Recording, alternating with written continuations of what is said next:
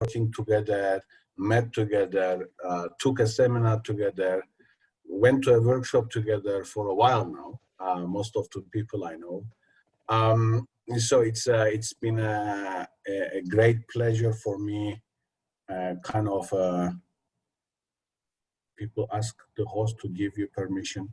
I think, Gulshanjim, I think you need to record it. I can't do it because when I press the record, it says people. That's fine. That's fine, Bilge. We're recording. Everyone smile. Okay, you're recording. Okay, great. So it's a great opportunity to let people know what I have been up to as well. I've been kind of silent a bit, or doing my kind of academic career. You know, in the academic career, I've been pursuing this associate professorship for a year now. So I've been trying to publish articles at SSCI journal so that I can, you know, get into the jury and get the associate professorship as a career. And then I will have my jury. So I finally did that, and I will have my jury in a couple of weeks with 5 professors. You know, we go to a jury, they test your knowledge and all those, and then you finally, if they find you suitable, then they grant you the professorship, the associate professorship, sorry. So that's why I've been kind of not seeing around. But in the meantime, I started to do a TV show where I talk with people on their life stories, their relationships. You know, I invite poets, I invite musicians, you know, artists, politicians, historians, all, you know, all walks of life. I will also invite many people from all walks of life, so that, and then have a kind of a IDAO relationship with them in the TV program. And I will explain you that, what does that mean? What I'm saying, in the TV, in front of the camera, I enter into a authentic sharing and authentic communication with them. Listen them carefully and try, you know, kind of, I share my life, they share their life with the topic. We do discuss the topic, but it's a different from a normal TV show where you go and, you know, you explain about topic or you analyze politics. This is more about life. And of course, it's philosophical. Sometimes it's about the topic, but we keep sharing our lives.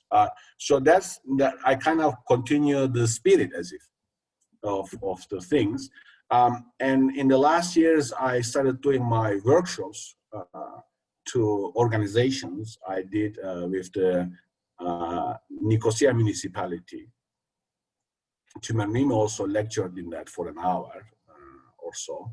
I did with the development bank. I did it at the bank, the communication, transformative communication. I did it with the Intergas, which is the greatest company here in the north for the gas thing, with the communication. I did there. And I did with the Dome Hotel. Dome Hotel is the only syndicate-owned hotel in north. It's not owned by an individual, but by the syndicate.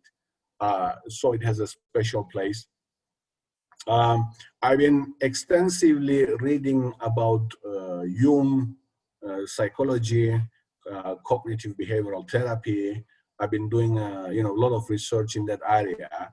Despite the fact that I've been trying to publish papers, I keep working on my own stuff about the personal development and the things. So why I am happy with this group is that many of the people here did landmark, have a training, or did a personal development. So I will be kind of, you know, it's an advanced group, I would say, and that I would be easy to share kind of a philosophy of things as well with you in the same sense. Okay. So that's what I've been up to, guys, basically in the last year, and really happy to share what I've been up to with you, some of the ideas that I've been thinking and reading.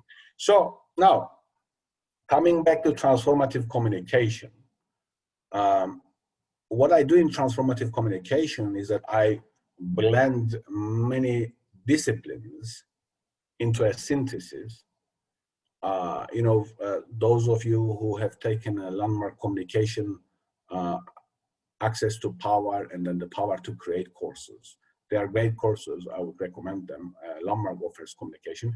And what I've been doing in school, because I teach at a university at a political reconciliation class or political psychology class, I teach nonviolent communication. Now, nonviolent communication came to me, I think, as I kind of approach to 40s. I started to get a little more mature than I was, I guess, because what I realized, how is it possible to construct a language where people do not feel threatened, do not feel accused, and do not feel shamed? That was basically the main question. At the same time, I want to communicate myself with the people, my needs, my feelings, and ask or request them about some stuff. But at the same time, I don't want to use the language of any kind of a order, pushing, forceful, kind of a pushing people, doing or accusing people when they do something that you don't like them to do. So that's kind of the thing that started me. What kind of a communication can that be? How is it, how we can construct that? And from what kind of energy it needs to come, when you do that communication. And nonviolent communication, its alternative is also called compassionate communication, because there's a compassion in the way of the communicating this style. It was founded by Marshall Rosenberg. He did his clinical PhD psychology in University of Wisconsin, as far as I remember, Marshall Rosenberg. And he did it with Carl Rogers. And Carl Rogers was a guy in 1970s who revolutionized the counseling practice in the United States and around the world. Carl Rogers basically is the founder of client-oriented psychology in today's world. Yes, many of the people are adopting in today's practice his style of client-oriented approach to psychology. Or when you go to counseling, they use a lot of Rogerian method. And what is interesting about this Carl Rogers is that Carl Rogers insisted, or kind of crystallized, the concept that the counselor throughout the sessions should adopt an unconditional positive regard for the client. When we say unconditional positive regard, we mean unconditional acceptance of the client with his or her own faults, defaults, whatever you say it, with the shadows, we call in the Jungian terminology, we call our shadow side, the dark side that we have. Each of us have it, we can't escape it. As long as you have an ego, the ego has its own shadow. Of course, it's in the deep, that's why it's called shadow, but it's there. And we need to, to grow up, to mature up, to develop ourselves, we need to be aware of our own shadow more and more and kind of integrate it into the ego. Because if we are not aware of our own shadow, that is the side that we like to suppress or repress or hide because it's not desirable. So in landmark, you have this concept of looking good. Yes, remember, avoid looking bad and looking good thing. So what people do basically, because they want to avoid looking bad, they suppress those parts of themselves, because it's also desired by the society. It depends on the society to their shadow side. It's a side that it remains in the shadow. Imagine you walk on the street at 12 o'clock. When you walk on the sun, you have a shadow with you walking. So when your ego evolves throughout the time, the shadow evolves with it as well. The more individual does not kind of treasures it down, tries to hide it down, their own shadow, it becomes stronger. So that is why we need to realize our own shadow, because if we don't realize it, or if we are not aware of it, we inevitably will project it onto other people. Because you have a shadow side inside you, and if you're not aware, you will project onto other people about how evil they are. Okay? So that's why unconditional positive regard is very critical, so that people can be who they are and whatever they are, that they feel to be and free in the sight of our way of being. And of course, for a counselor to give unconditional positive regard, they really need to work with themselves. They need to have a self-acceptance at a high level, so that the person that they talk with or they work with feel the space, you know, feel the space, and then really can open up, and then it's safe. Okay, the societies usually kind of ignore the evil, but the evil is there. What we call evil, you know, we don't want to work with it. We want to do not want to involve with it. We don't want to associate with it, but the shadow is there, and we need to work with it, and we need to have a space, social space, for people to work with it. Otherwise, you will have people like, of course, it's not only cause, but you will have people like Hitler, Trump, many other people who constantly projected the shadow into minorities, create scapegoats, but whatever they are doing, they're just projecting the evil into to various people and mobilizing the groups. Okay, so that's one of the things that the compassionate communication, nonviolent communication, then kind of led me to think that we all know in this world that to hit someone else, to use a violence, physical violence, is wrong. You know, we all being taught that if someone goes and hits someone else, we try to stop it and we say, no, it's not good. So we have that awareness that violence, physical violence, is not desirable. But then we have less awareness, maybe some none, of the verbal violence we are using to each other in our everyday life. Because nonviolence, or the compassionate communication, means that you are aware of not harming other people through your words, through your sentences. Well, what does that involve? That involves a lot of things. People usually make slurs to people, like sarcastic jokes to people. They make, devaluing jokes to people. That's violence, kind of violence. Although we don't, see it that way. When we criticize a person, especially because I'm from politics, I see it a lot. I see a lot of, leftist people criticizing right-wing people through quite very harsh, violent language. That's violence. But it's okay for us to say really kind of a harsh, adjective, judgmental things to people for the people who do not think like us. It's like as if it's okay. It's great that we say kind of a really harsh things to, I don't know, right-wing politicians or politicians that we don't like.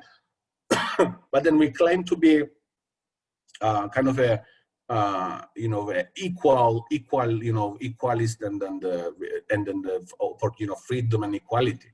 But we need to realize that harsh judgments, devaluing other people, the language that makes other people alienate, generalize people, compares people, with a lower value, they all contribute to violence. When we say that certain people deserve punishment, it's good that they are being punished. We also have that thing, the movies, in the culture, we have that thing that, the bad guys needs to be punished and the good guys needs to be rewarded. And that reinforces the idea, or if you do something bad, something shadow, something that is not desirable, it's good that there is a violence inflicted upon you. You see, here, the problem here, or the question here is that it's not a protective violence. It's a violence that is being praised. So in our life, when we do not like someone, when our ego says, oh, this guy was rude to me, in a second, we start to have a fantasies about how mean things we're gonna say to this person, or how we're gonna push them away, or how we're gonna act upon them, so that we kind of punish them in a way, whether verbal or physical. With our attitude we can punish them, by being really kind of standoffish, as if. You see what I'm saying? So what is important here for me was to realize more and more about the lack of compassion and respect and care that we use daily in our language.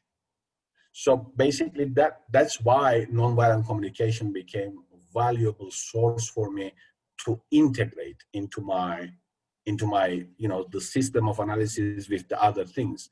I will talk about Gestalt therapy, cognitive therapy, many other things. We can talk about the Jungian and all others, but the nonviolent communication, coming from a humanist tradition in psychology in 70s with Abraham Maslow, Carl Rogers, and then Marshall Rosenberg wrote a book and then made a very kind of formulated the nonviolent communication principles, which we will cover now.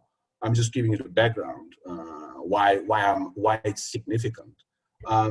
We have I think he provided a great tools for this. All right. So kind of if I lost you, I kind of started as an opening up, the broadening the perspective, and I will start talking about Marshall Rosenberg now. If you want to ask any question, please let me know. Please, you can ask any question, and it's good if you have anything to, if you want to, anything to make a comment or anything to ask, please do so, as we go.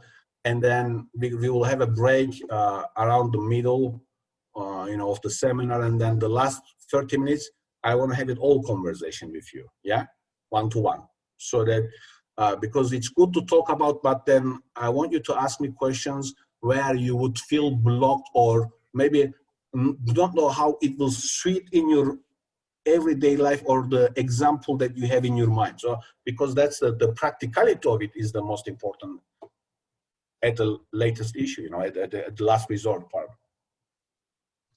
Hello. Yes, Janan. How are you, Janan? How are you? I'm fine. Great, great. Nice to hear your voice. Nice to listen to what you've said. I researched about shadow self because I was thinking about writing a script. All right. And I read whatever I could find for 2 years. But I realized that the critical thing about the shadow self was that it is in our subconscious. And do you think that we need professional help in order to be able to bring it to light? Because if something is in your subconscious, it means you can't be aware of it, really. I mean, it's something that you're ashamed of, or you think others will blame you. So that's why it's hidden. There's a reason why it's hidden. Yes. And maybe it's impossible to do it with personal work, but we need some help. Yeah, very good question. Very good question. So It is in the unconscious. So in the Jungian personality structure, you have an ego, okay, and then you have shadow, and then you have persona. I would have showed you with diagram, but so and then the first relationship that the ego forms is with the shadow, and then the persona. And as you said, they are in the receding part of the unconscious, yes. And then in the Jungian and not in the Jungian worldview, then you have anima and animus, and then the self as an archetype. So we do have a shadow work. So you can do a shadow work. You can find it in even in YouTube how to do a shadow work. But of course, as you say, Janan, to go deeper and further, you need to use some of the methodologies that the Jungians use, such as active imagination. And we can so you can practice with yourself, and you can certainly get a guidance.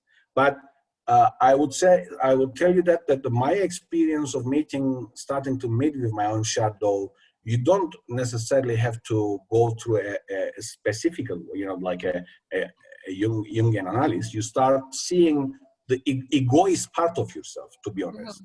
I think we all did at some point in our personal development, when we are taking personal life, or how we were selfish, or how we could have been more compassionate, loving to other people. That's all the shadow part, actually.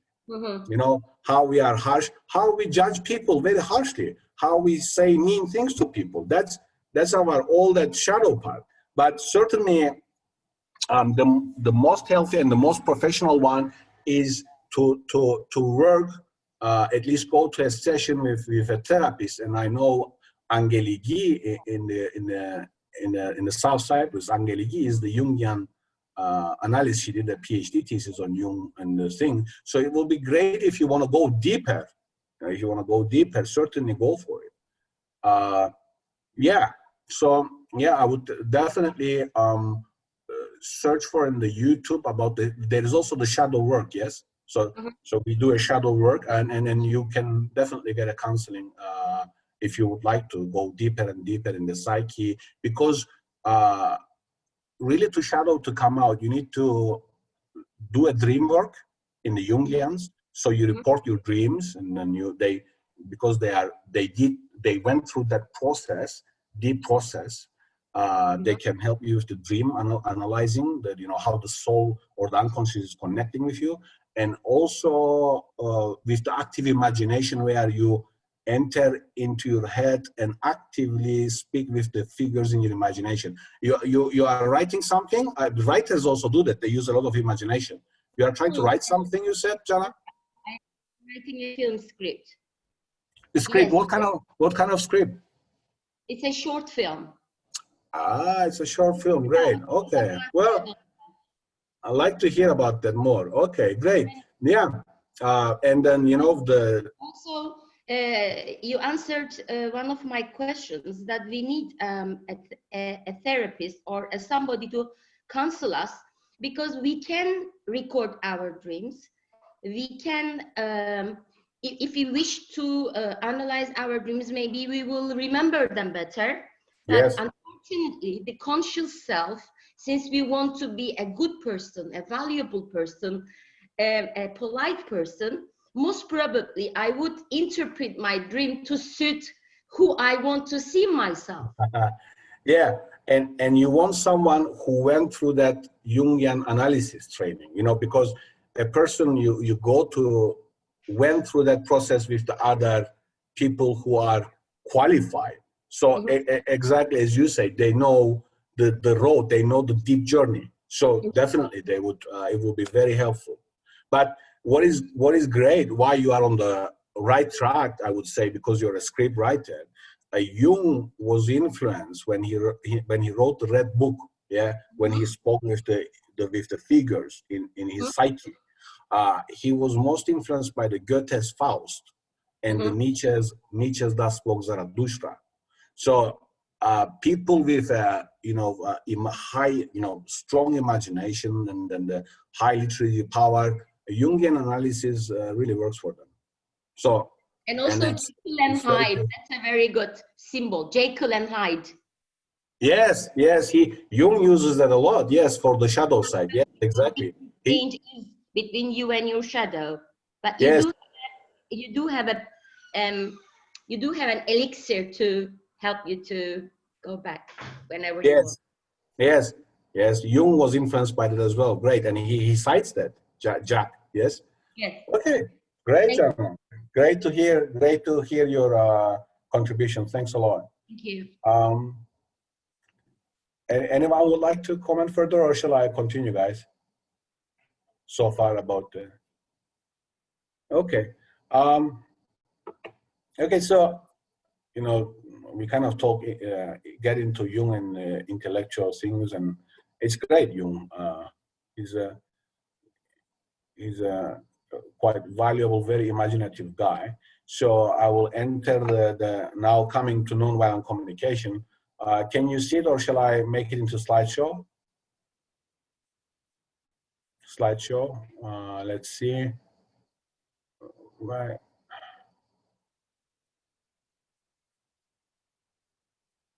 Yes. You see it better, guys, now? Yeah. Okay. So, and we see, here's the guy, Marshall Rosenberg, beautiful man, really man of, you can find a lot of sources in YouTube, you know. I would just suggest you to watch him. In Turkey, they have the professional trainers of this education, and I think it should be in our education system. The ideas of it should be there, you know, and the approach to it.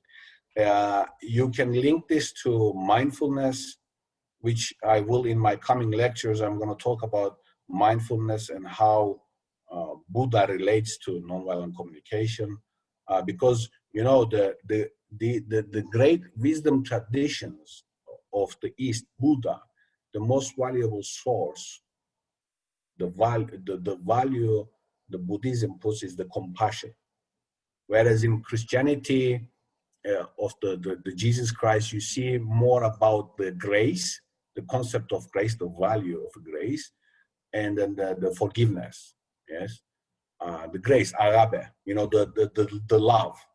Yes, the Jesus and the original Christianity talks about love coming from God to all human beings, irrespective of their social background. It doesn't matter whether they're poor, sick, or black or white. You know that every human being is equal and has equal worth, and the God loves humans equally. So you have this agape coming, the unconditional love from God, in the original saying of the Jesus.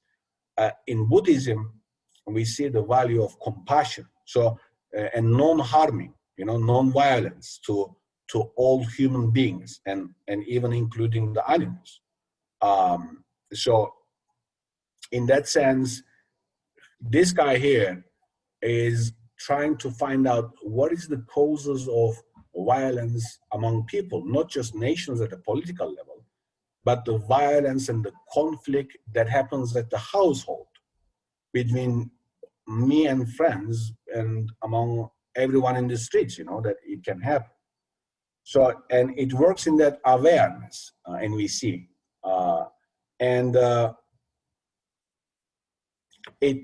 Here I will give some academic background to it. Because it comes from a humanist tradition, don't forget that, I'm sure you heard of the Abraham Maslow, guys, the hierarchy of needs. Have you heard in the business lectures and the Abraham Maslow hierarchy of needs? Like every human being needs to begin with the basic survival things.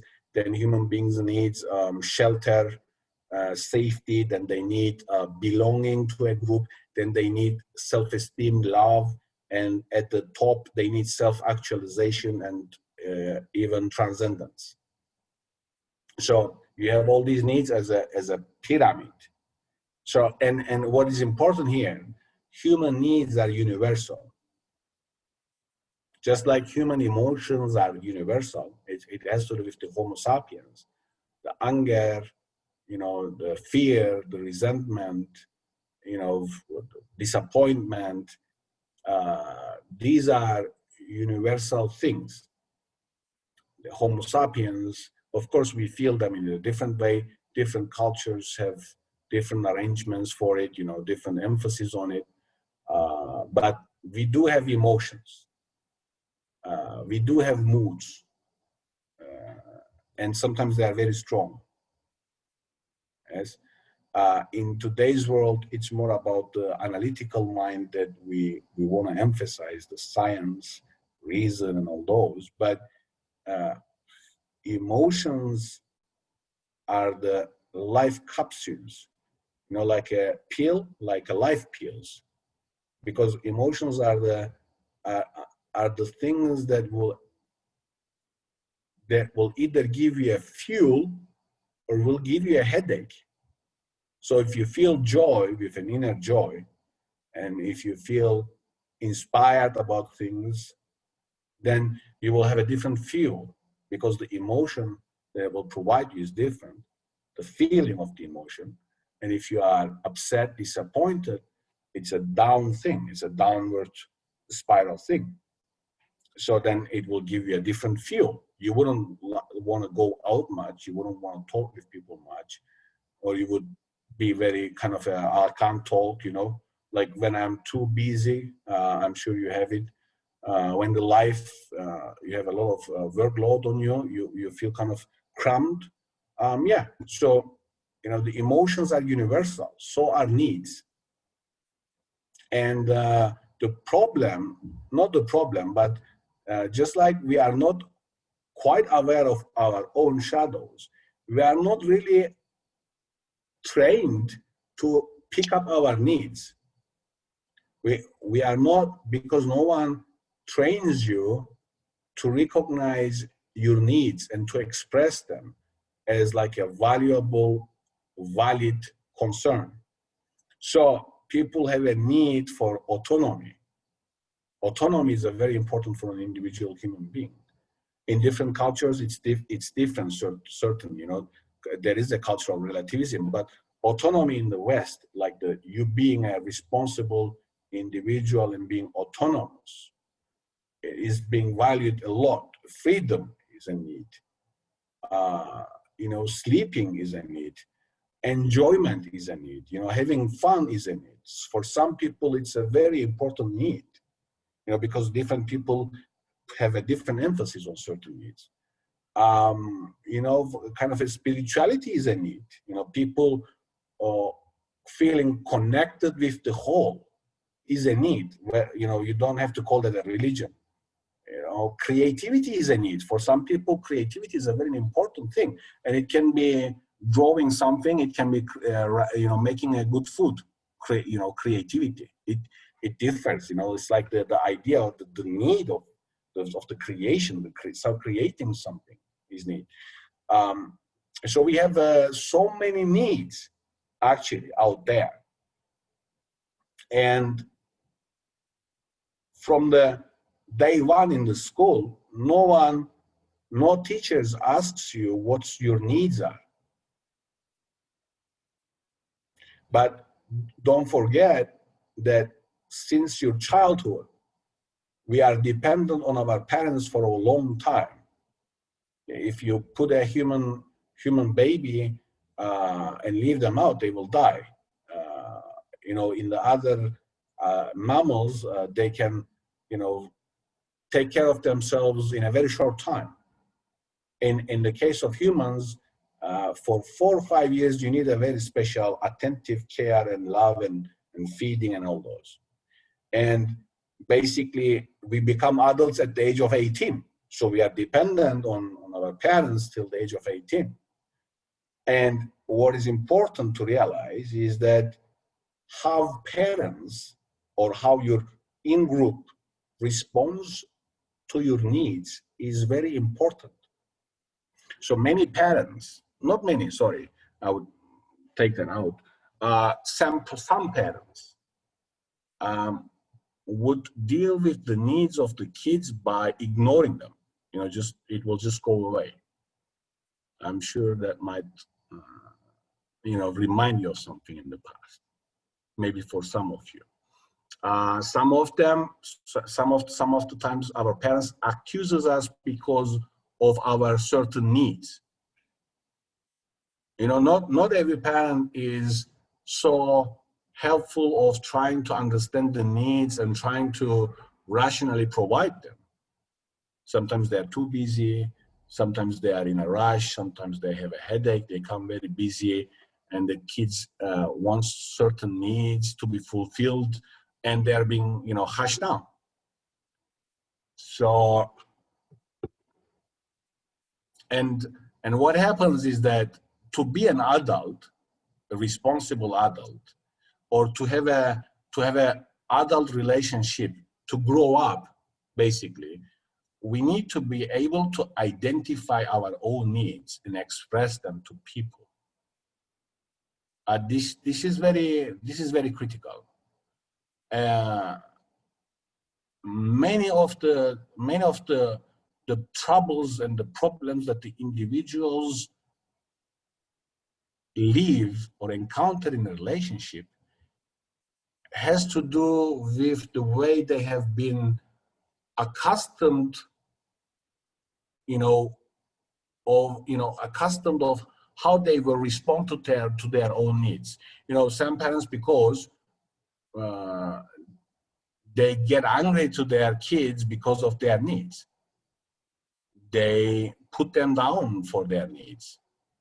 And then when you when you get out of your family, you're accustomed or you feel, you say to yourself that it's okay that my needs are not met.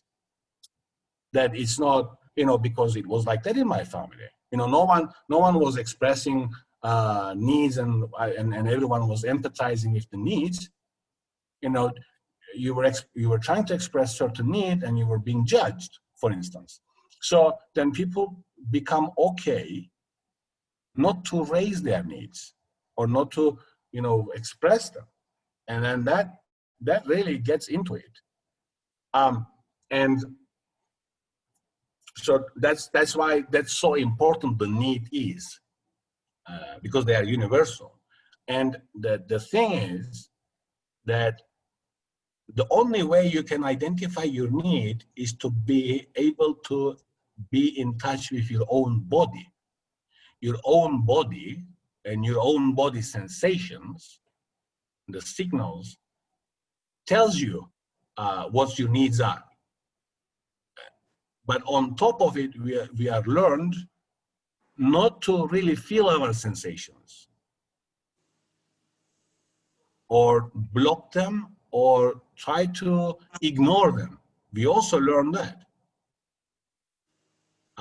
Especially, in a patriarchal cultures, for instance, the boys, it's not okay boys to get hurt. It's not okay for the boys to cry. So what happens is that then you have boys being raised up as not really being able to express their feelings, because then they would be called girls or sissy.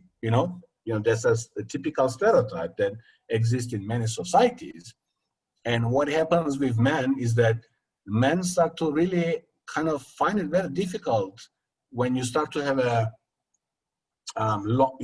serious relationship, like a connected relationship.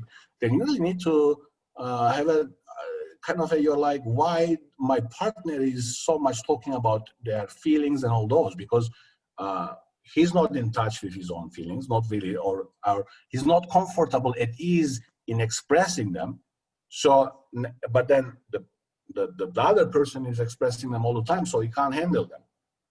That's just like a one case. It doesn't have to be like that. I'm just saying it's a typical example that we encounter because of this. So now the feelings are therefore is a very important indicators that stems from body. Bilge'ce, can I make a question or like? Yeah, sure. Okay. Okay. Let me. in the previous slide, you said that non-violence people end up to violence when their needs are not met. They try different strategies, and when they are not met, they end up, the last resort is violence. No, actually, well, it's nonviolent communication is not about that, but you can go ahead. Yeah, let me Okay. hear your reasoning. And you also mentioned the Maslow pyramid, that people have different needs, universal needs, and we try to cover our needs. So, but it's 2 points actually. Now, we live in a world that many of our needs are met. Nevertheless, we create more needs, I think. That's one thing. And although many of our needs are met, if you see the general notion of the society, there is a lot more violent, verbal violent communication, real violence, although our needs are met. Instead of compassion, I mean, we don't live in a peaceful society everywhere. All over the world, you see lots of violence. Primarily, you see violence. If you sit and watch TV, what is mainly promoted on TV is violence. Yes, it is. And then glorification of it. Yes, and if we say that we evolve as human beings, and if we meet our needs and live a fulfilling life, how we end up to this situation? I mean, that's a great question. That's a great question. I think the way nonviolent communication would answer to that is that unfortunately the capitalist society rather creates the need for consumption. You are bombarded with the need for consuming material goods, whereas there is no emphasis on the need for peace and love and connection and cooperation among humans. The capitalist society emphasizes the competitiveness of individuals. Not all countries, but especially in America or in many other countries, you have this competition, the edge, and then the fierce, kind of a fight of the hardworking man, against whatever, the success. And that's the definition of success. But then the need for connection, interconnection, I think it's been demolished in the modern societies, and I think it's very reflective of what's happening with the global warming, what's happening with the vegetation, and all the things happening now in 2020. So basically, the political system is creating an alienated needs, I would say, and alienating needs. Not the needs of the care, compassion. So basically, this education is trying to find a way of how we can discover the compassion and care inside us. Because according to this education, because that every human being has a compassion inside. Like, in Buddhism, you have the concept that everyone has a Buddha nature, but it's hidden inside them. You need to carve out the societal, the guilt, the blame, the judgments, what you learn, from the movies. You need to take them out to really discover the Buddha nature that resides in each human being. Well, scientifically speaking, if you look at the human mind, this part is the frontal cortex, the mammalian part, the most evolved part of the human, and that's where the most compassion resides, with the caring of the mammals. And in this part of it, of the brain, is the coming from the evolution part, is the what is called the reptile brain, where the fight flight syndrome is there located. So what we are trying to do, and when the fight flight and froze, it's located here, and that brain kind of takes over. So what we are trying to do with exercises and with mindfulness that you took from Natalie, and I'm going to talk about mindfulness, we try to kind of make exercise and get this part work more, the mammalian brain, where there is a both rationality and the compassion. So I don't know if that answers Konstantinos. I mean, you raised a very important political and social issue, I think, of the current role. But maybe as I go, you can tell us overall your observations of what you hear at the end of the the last half an hour. Would that be okay with you? Yeah. Yeah. Sure. You tell us your overall analysis of it, your overall perception, or your thing. So just to get into basics, another question, guys. I think this is I'm giving you the formula here. The NVC works on 4 principles, 4 steps. Yeah, we are trying to kind of now simplify things: observation, feelings, needs, and requests. So NVC follows in these 4 orders. You observe first, yes. When you're going to express, when you're going to articulate something that you do not, when you will have a request. So what we said, most of us, what we do when we see something that is against our needs or against our values or against our perceptions, or something we don't like, just to put it very simply, when we see something we don't like and we're going to express it without making the other person guilty, shameful, judgmental, we don't want to be judgmental, or they don't feel accused, judgment, then we need to follow these 4 orders: observations, feelings, needs, and requests. Now, this is as you can see, the animal, this is the language of giraffe. That's a great metaphor that Marshall Rosenberg have utilized. So in each of us, we have a polar side. We have a giraffe, and then we have a jackal in each of us. So jackal can also be part of the shadow that we need to be aware of, more conscious of, yes. And then the giraffe is that mammalian, most evolved part of the brain that can express in a non-judgmental and non-accusative way the emotions, the needs, and the requests. The jackal at the right, as you can see, that exists in each of us and each human being, involves with a lot of judgments.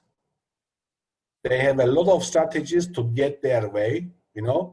I'm going to do it my own way. You know that in ILP,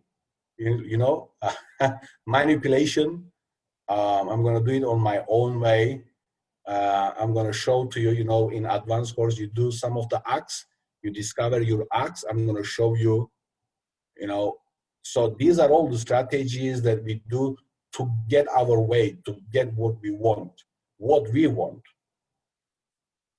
And then they are kind of usually intent to manipulate. And then we judge people based on our first impression.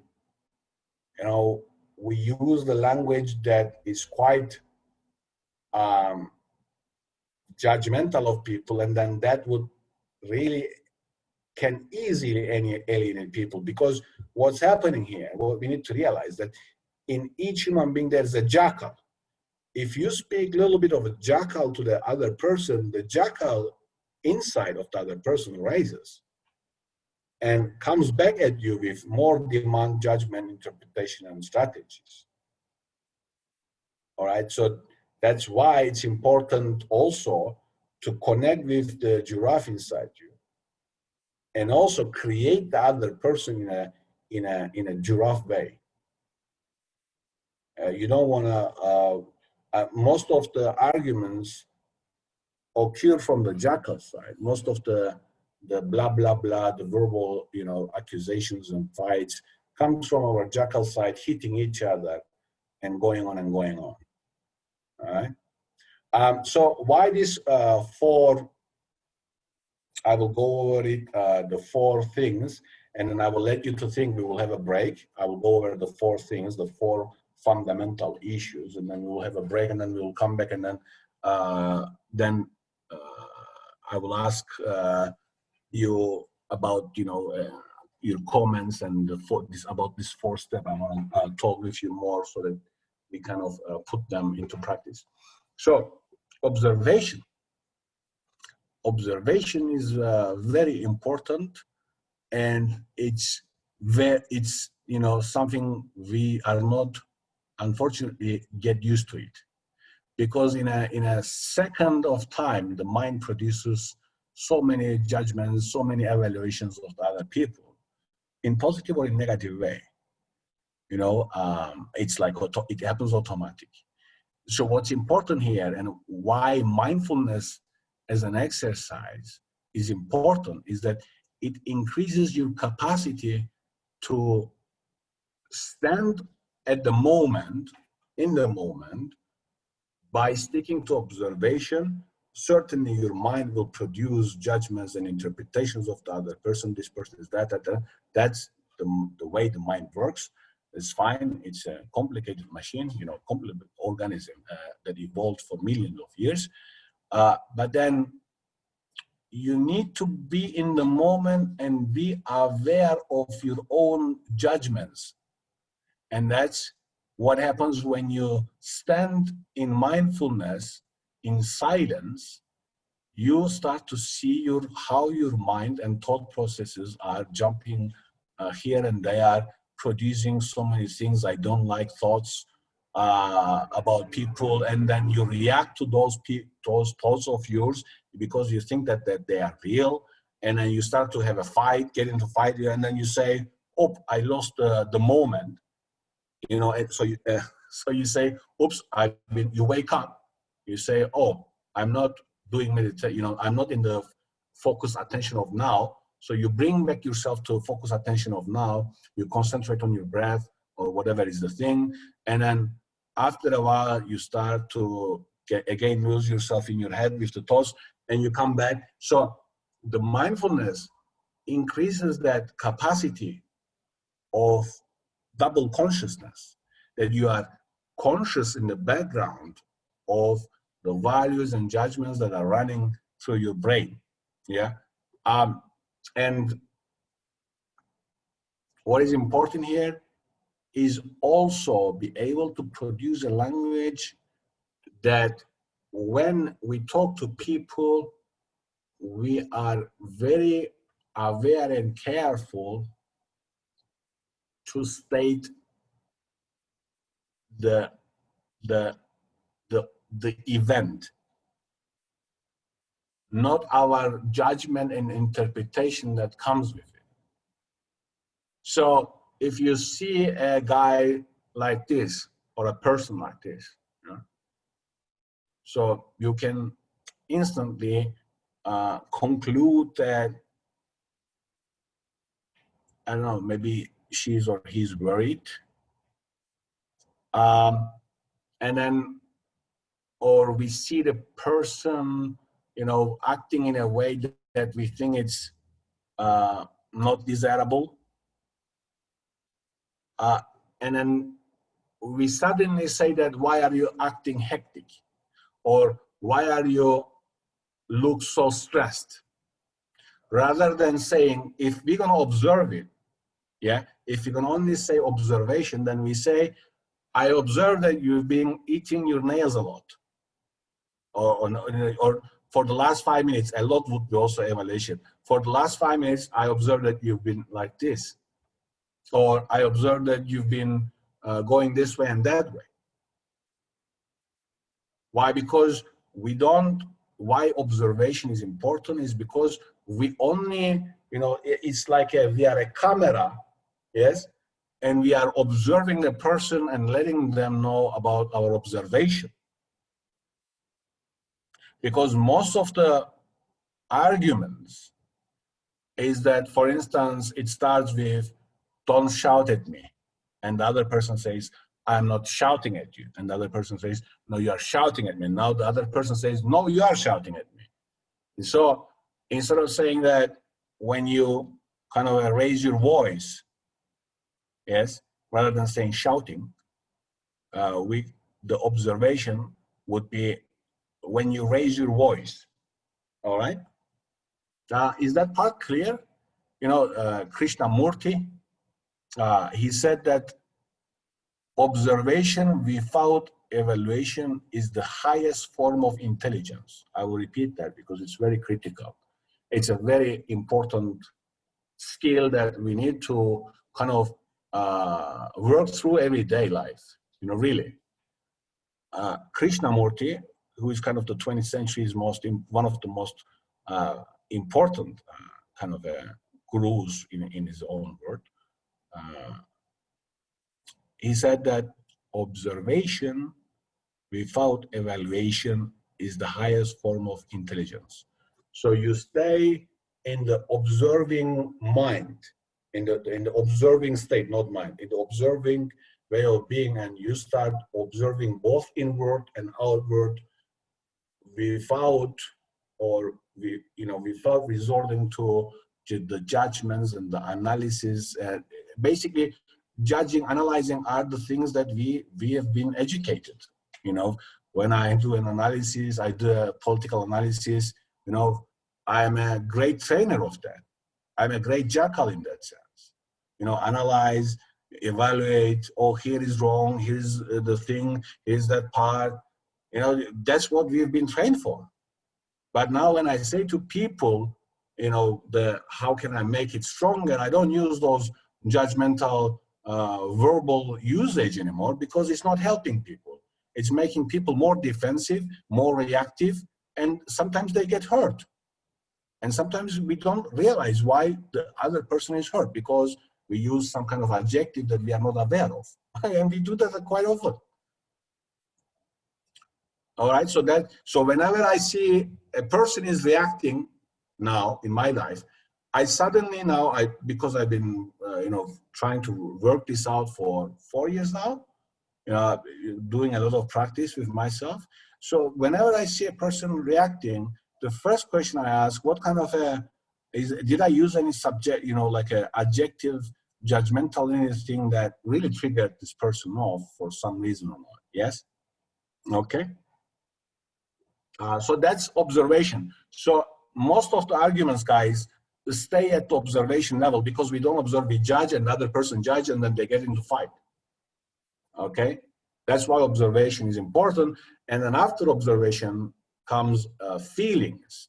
And I explained this part, while I was really talking about feelings and needs, why it's so important really to feel our own feelings. We don't really feel our feelings because some of them do come to us difficult and it hurts us. So what we do, we suppress them, we press them down, those feelings, but they don't run away. They stay there. And then it comes again and you suppress it again. And imagine what? It doesn't go away. It comes again and you suppress it again.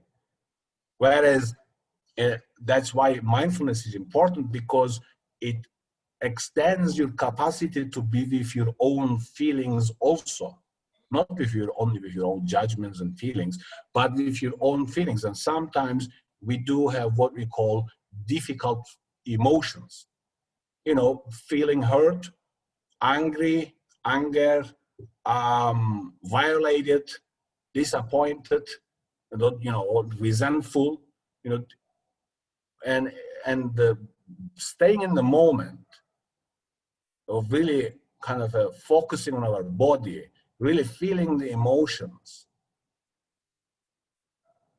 starts to really,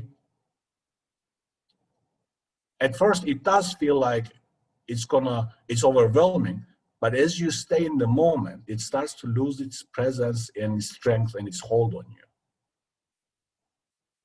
So basically, whether you go to CBT, cognitive behavioral therapy, or Gestalt therapy, what the psychologist is doing with you is they're putting a here and now approach. How did this make you feel? What are you feeling at the moment? They keep asking you this question so that verbally they are training you to feel and express your emotions at the moment, at the moment, at the moment, at the moment. That's why we have this here and now approach. Verbally in psychotherapy, they're asking you. In mindfulness, you sit down and you observe what you feel, what your inner state is. So it basically works both ways, like, you know, it helps each other kind of thing. Rather than psychotherapists asking you, how does that make you feel? How do you feel about that? Can you tell me your feelings about it? That's why they keep asking this question, because people are not trained to express or feel their feelings. All right? And that part, guys, is very important. Allowing ourselves to be vulnerable by expressing our feelings help resolve our conflicts. You know, we never say how hurt we are. It's very difficult for us, for many of us. You know, in our development, you know, we know each other for a while now, but I know that we had a time that we find it difficult how upset we were. We find it difficult to feel and say it. So what we did, to look strong, we showed that how we don't care and came in an angry, resentful way instead of being open to vulnerability and just stating how vulnerable we were, or how upset we were, or how hurt we were. And in my coming lectures, I will talk about how, because when you are in that moment and when you start, usually, because guys, the anger comes out, but behind the anger, there are other feelings. As in, when the anger comes, it comes as a second level thing, but behind the anger, there are a lot of maybe upsets, disappointments. We get into there, and then we start to work with ourselves for self-compassion. There are a lot of self-compassion meditations that we kind of train ourselves to give ourselves compassion. We will get into that. That's very critical. But yes, that's why the feelings are important. And in this one, here's the pyramid by Maslow. I don't claim that this is, you know, the universal print, you know, that it has to be safety here, love and belonging here, esteem here. It's just an idea to tell you how feelings are universal. And in this NVC, what is great about it, it teaches you to say, I'm upset because my need to get hurt was not being heard. Now, this is a very, very fundamental and critical part. It gives you, I will repeat it, the opportunity to say to the other person, I feel hurt, or I feel kind of down because my need for being understood, being heard, was not met. Now, as you can see from this example, in nonviolent communication, feelings are not about the other person. So instead of saying, you made me upset because you are this and that, and the jackal goes in, and because you are this mean, that mean, egoistic, narcissistic, and you know, all the analysis, all the judgments, you put the judgments and everything you learned so far in the school to that person. You know, we are great in jackal language. You know, you can analyze why that person, you start to diagnosing why they are so bad, why they are so this, and why they are so that. Instead of doing that, you say to that person, I feel the feeling because my need was not met. My need. So then this expression enables us to be responsible for our own feelings and to express our needs at the same time. So it's a great formula, guys. It's a great kind of a self-help toolkit that you both do not accuse the other person, you made me this, and put all the blame, the responsibility, and the victim mentality, you know, oh, you made me this and that. No, you do have the feelings. You feel angry, hurt, upset, you know, downside, whatever, because certain needs of yours were not being met by the event, by the observation that you made the other person were doing, not the judgment, the observation. So basically, when you talk for 10 minutes long time without giving any chance to me to talk, look, I'm not saying here you have a big mouth. You know, we easily go and say, oh, you just talk too much until you bore me to death, or you say, you know, you have a big mouth. We say these judgments at the very first. No, observation comes first. And so I'm speaking now in the language of observation, and I say, when I observe that you talk for 10 minutes non-stop without giving any chance for me to talk, I feel upset because my need to be understood or heard was not being met. You see the chain, how the chain follows? And then the last part is the great part, is the part that gets you into action. It's a request from other person, because we all now list our feelings, needs. Now we need to request other person. What we usually say is, sometimes when a person talks for 10 minutes, we say, shut up. But that's not a request, shut up. We do that, you know, shut up, I need to talk, or I want to talk, shut up. You know, sometimes that's kind of a demand and strategy of it becomes kind of a domination game, yeah? It's like a hurdle. No, I'm going to speak now because you spoke. That's how politicians speak, you know, especially when there's a competition, you know, they go head to head. The request is not a forceful demand, yes? It's a request that you ask other people to help your life more beautiful. And or you kind of basically asking the other person to help you to fulfill your need. So if I have a need to being heard, I have a need to being understood, to be valued, to be esteemed, to be cared, then it's a beautiful need. Then I come from that energy of requesting another person to fulfill my need of being heard. So what I say, we use positive language. This part is the last part. It's recommended that requests use clear, positive, concrete action language. Why? Because if you say to a person, don't talk for 10 minutes, they're going to make sure that they talk for 10 minutes because it's a negative framework. So you say positive.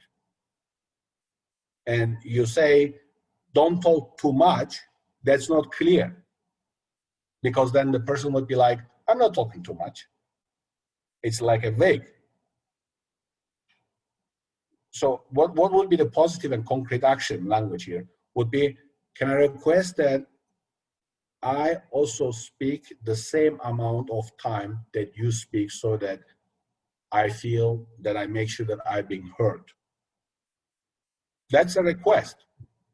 And there's nothing rude about it. There's nothing kind of a standoffish about it, back off man kind of thing. It's a very rational, caring, considerate kind of request. Yeah, I have a message coming. Is there a message? So let's see. What if they don't even give you a chance to speak? Great, great, that's great. That's a great question, I like that. Actually, that would be, okay, I'll talk a little bit and then we go to break and then you come more with these questions. Yes, and then what I would ask you in the break, if I can, so that we understand it better and we can talk more about it. Guys, each one of you, based on observation, request, observation, feeling, request, and observation, feeling, needs, and request. You know, we have these 4 steps. Can you construct a sentence? Like when I observe this, like an imaginary one, example. Find one example so that those who want to share, we can interact, and then we make sure that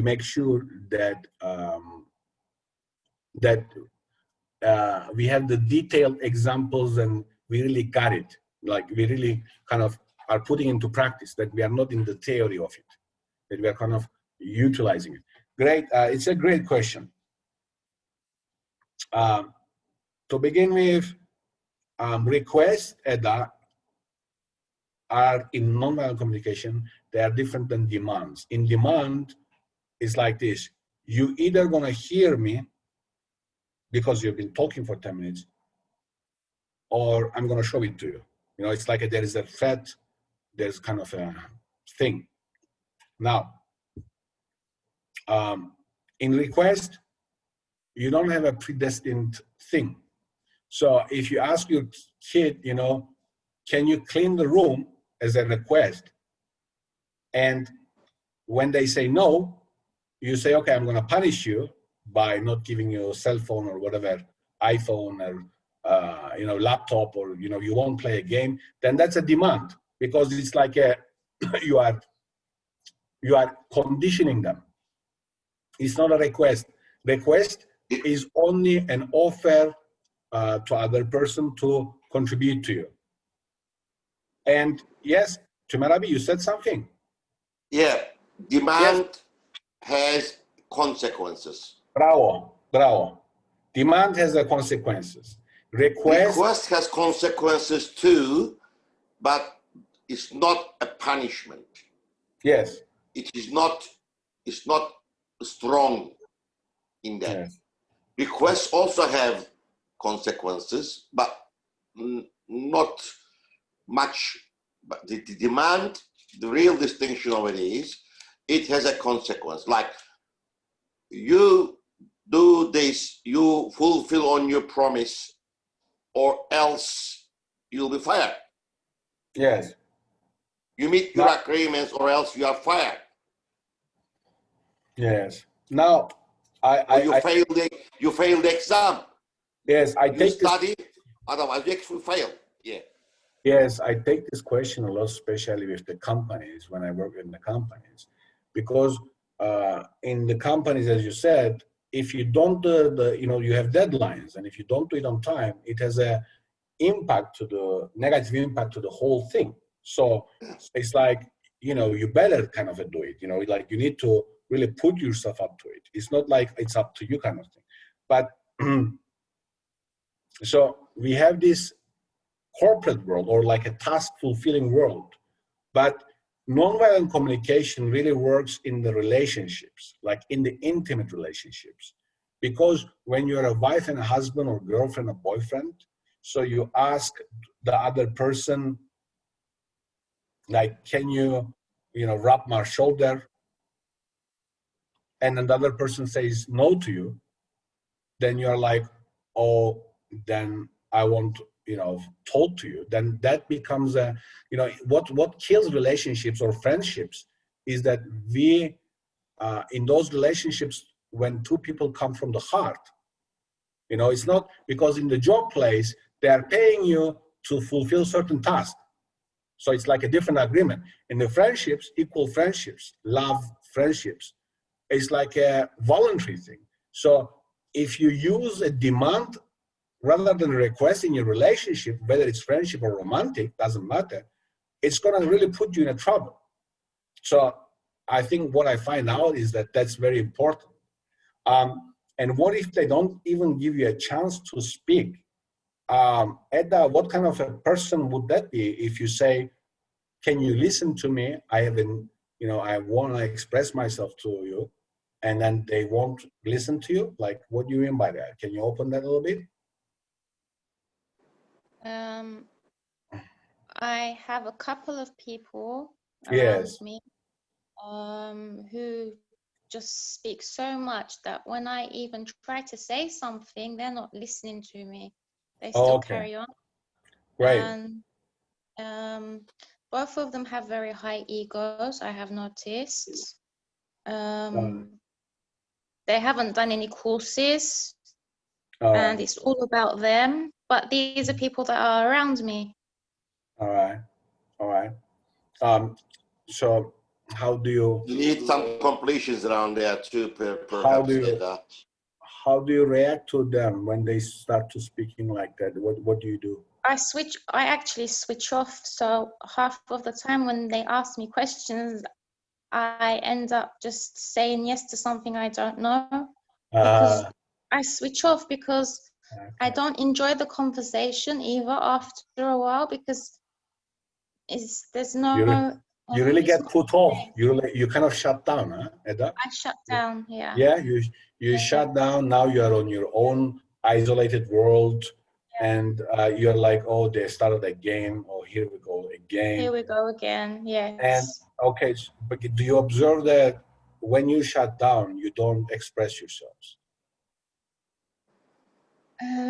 No, I just shut down. Yeah.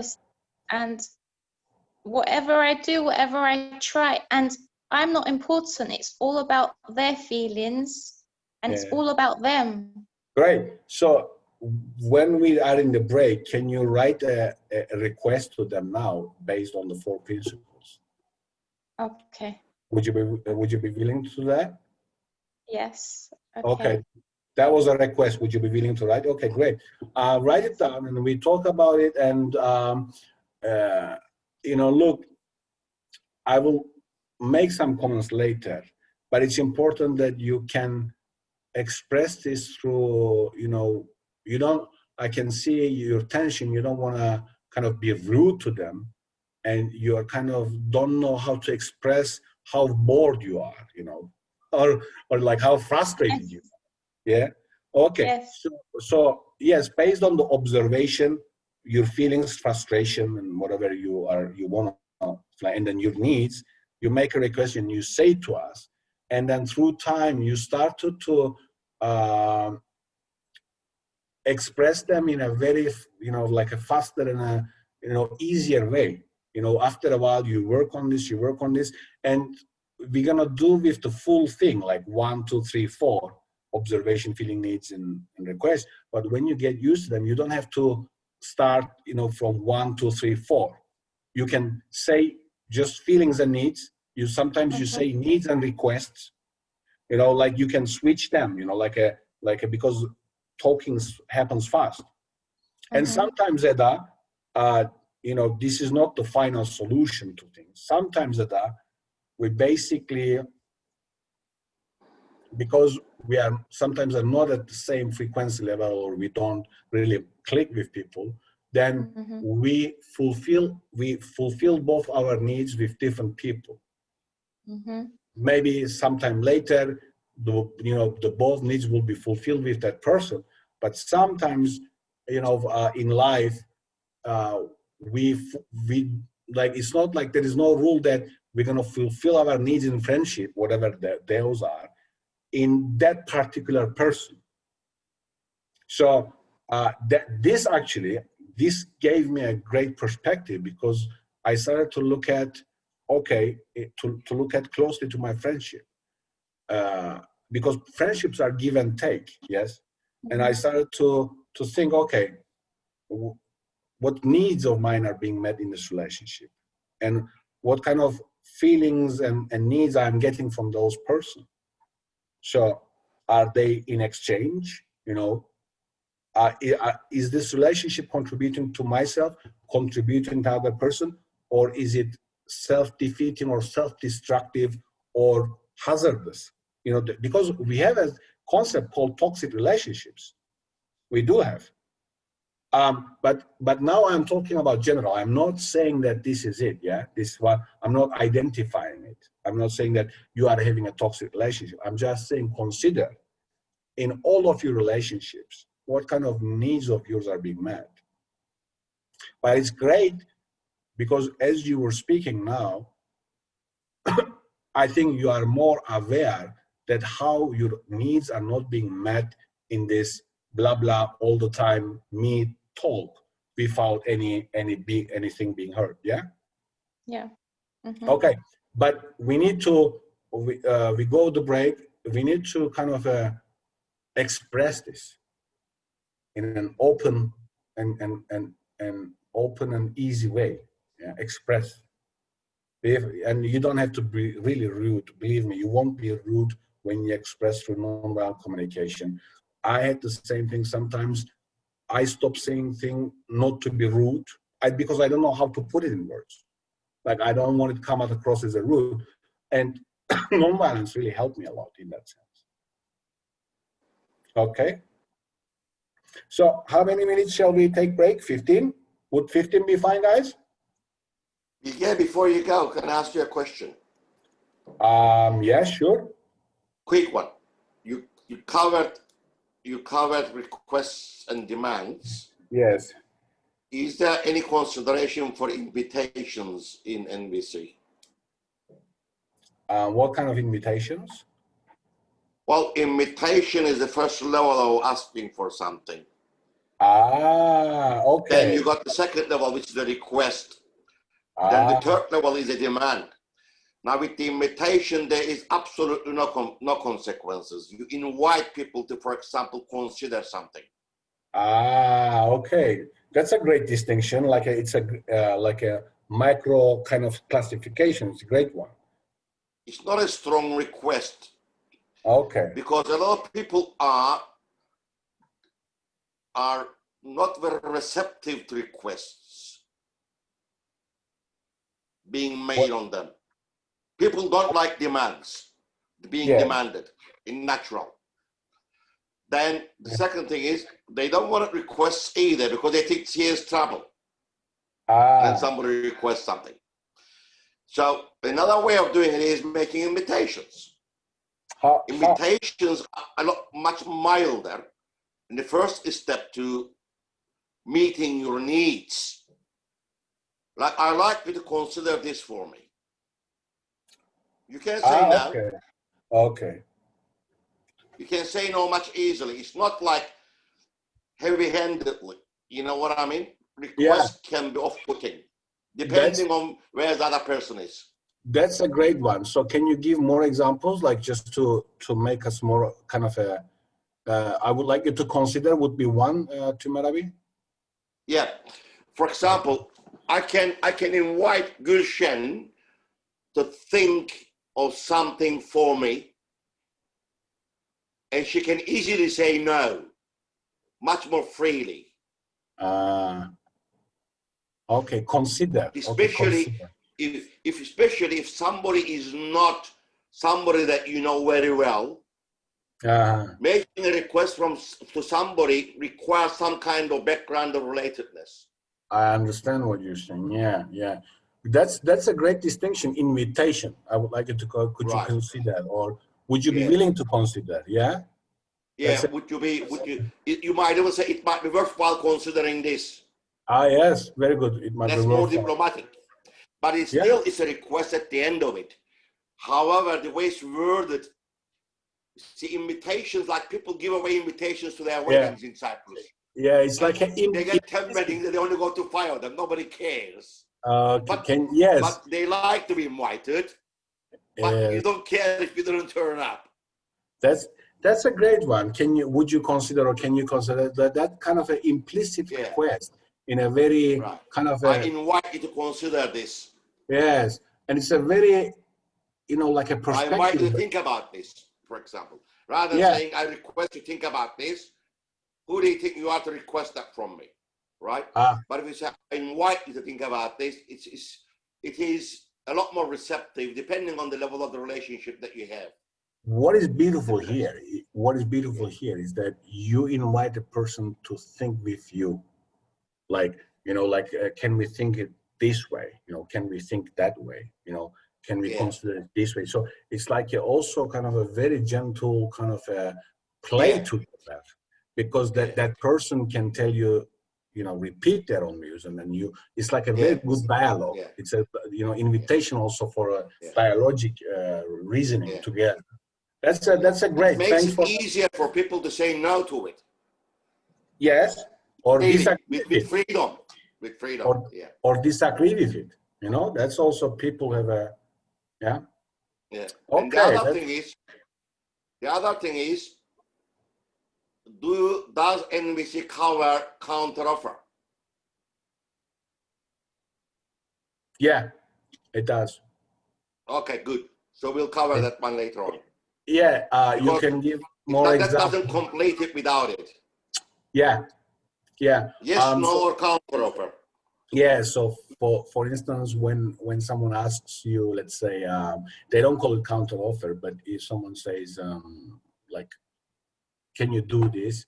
And you say, I feel tired at the moment and I have a need to rest at the moment. Can I do it this time, or can I do it that time? So, you know, right. so basically what happens is you express your feeling and needs. So you basically express the feeling and needs behind the no, and you counteroffer by saying that this. So, and that resolves the dispute in that sense. I can satisfy your need this way. How about I do this rather than that? Yes. Yes. So, you know, okay, well, that's good. You thanks for the contribution a lot. Invitation is great, and the counteroffer, we can talk more about it. You can give more examples about it in the second half.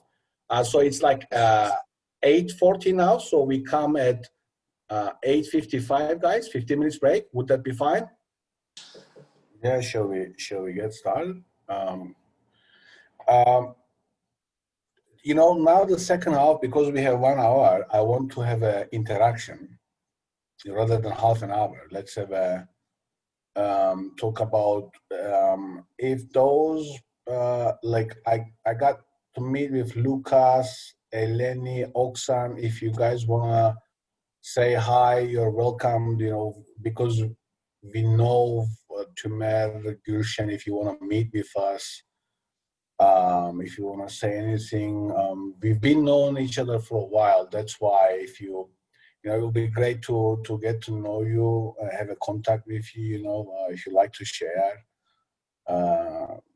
You know, if you want to say anything about yourselves, any questions you want to ask.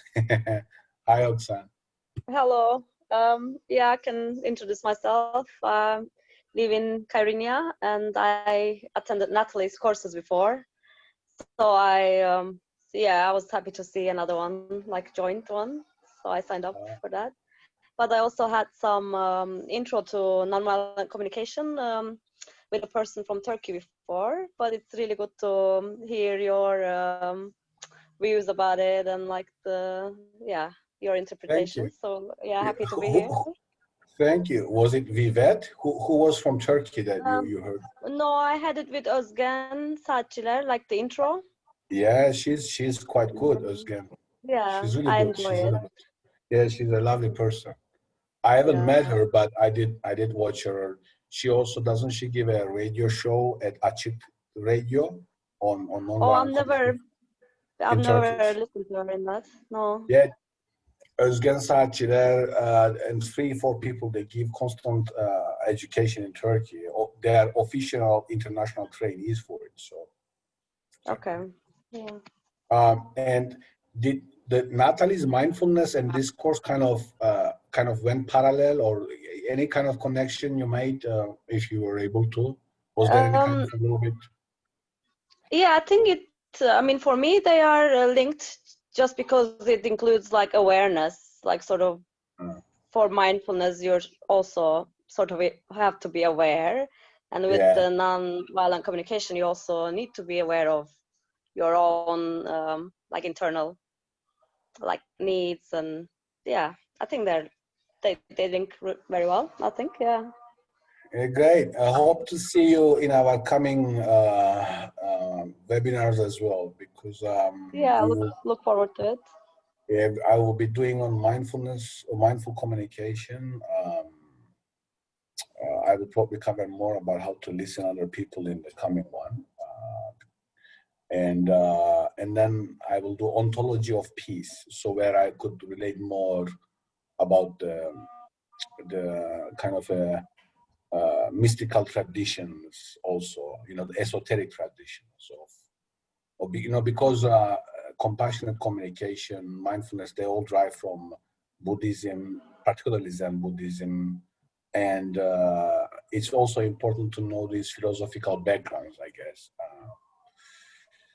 So yeah, it will be more like a kind of a comparative ontology of peace and how it's important really to have the inner peace. That kind of talk that would be. So it would be great. Yeah, Do you work in Kyrenia? Or Eda is in Kyrenia if you want to connect with her. She's a great person. I think I actually met Oh. Eda through Okay. yeah, through another thing once. Yeah, I know Eda. We are all great. We know each other for a while now.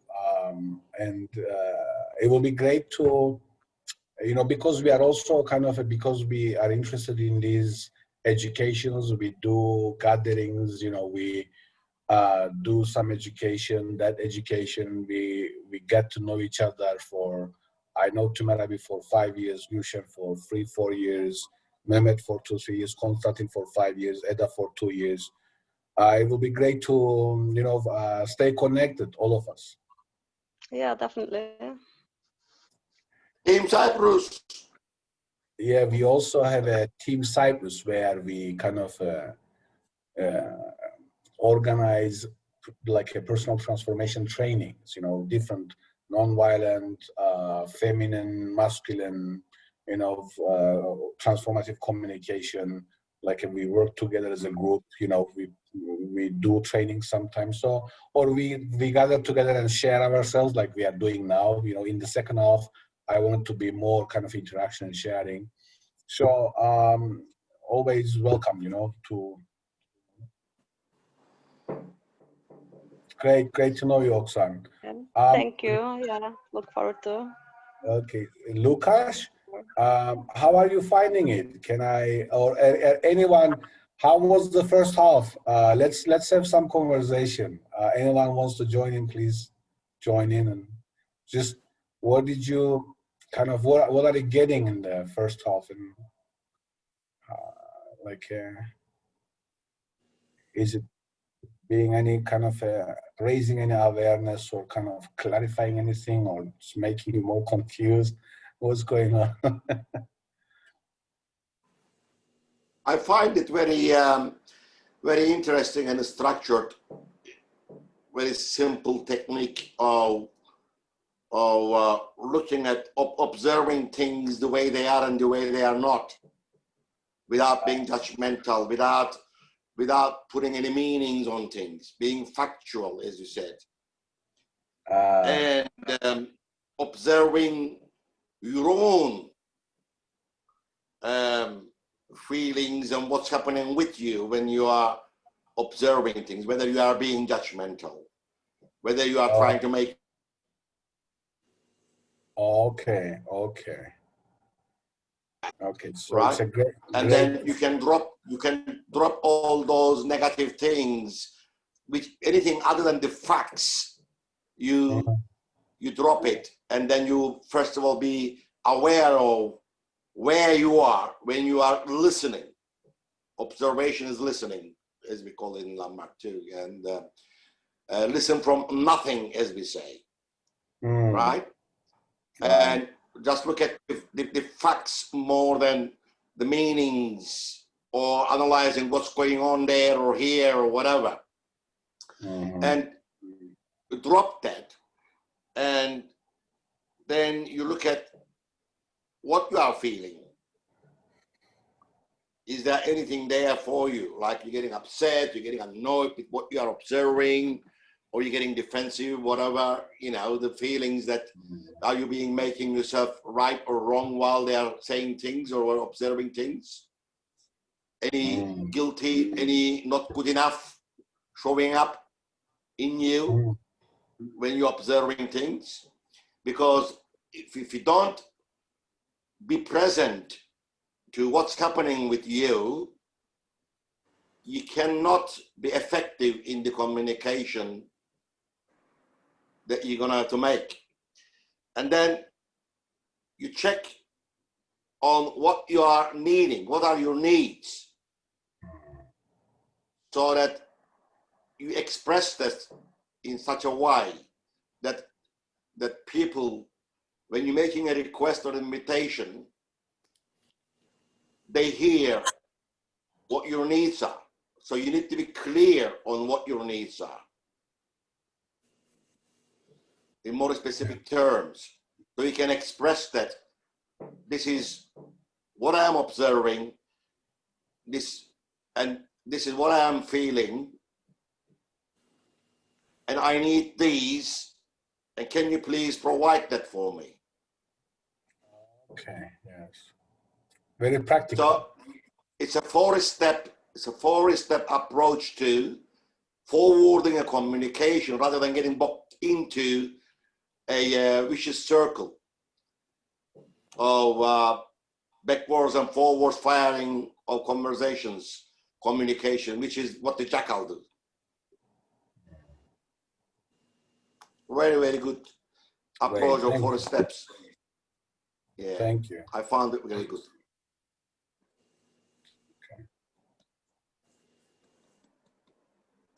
I would like to add something or suggest something. Yeah, sure. I have done some conversation analysis, and while conversation analyst analyzes speech, we realize that we do not speak on our own. We think that I say something, you say something, it's mine and it's yours, but it's not like that. It is an action that we do it together.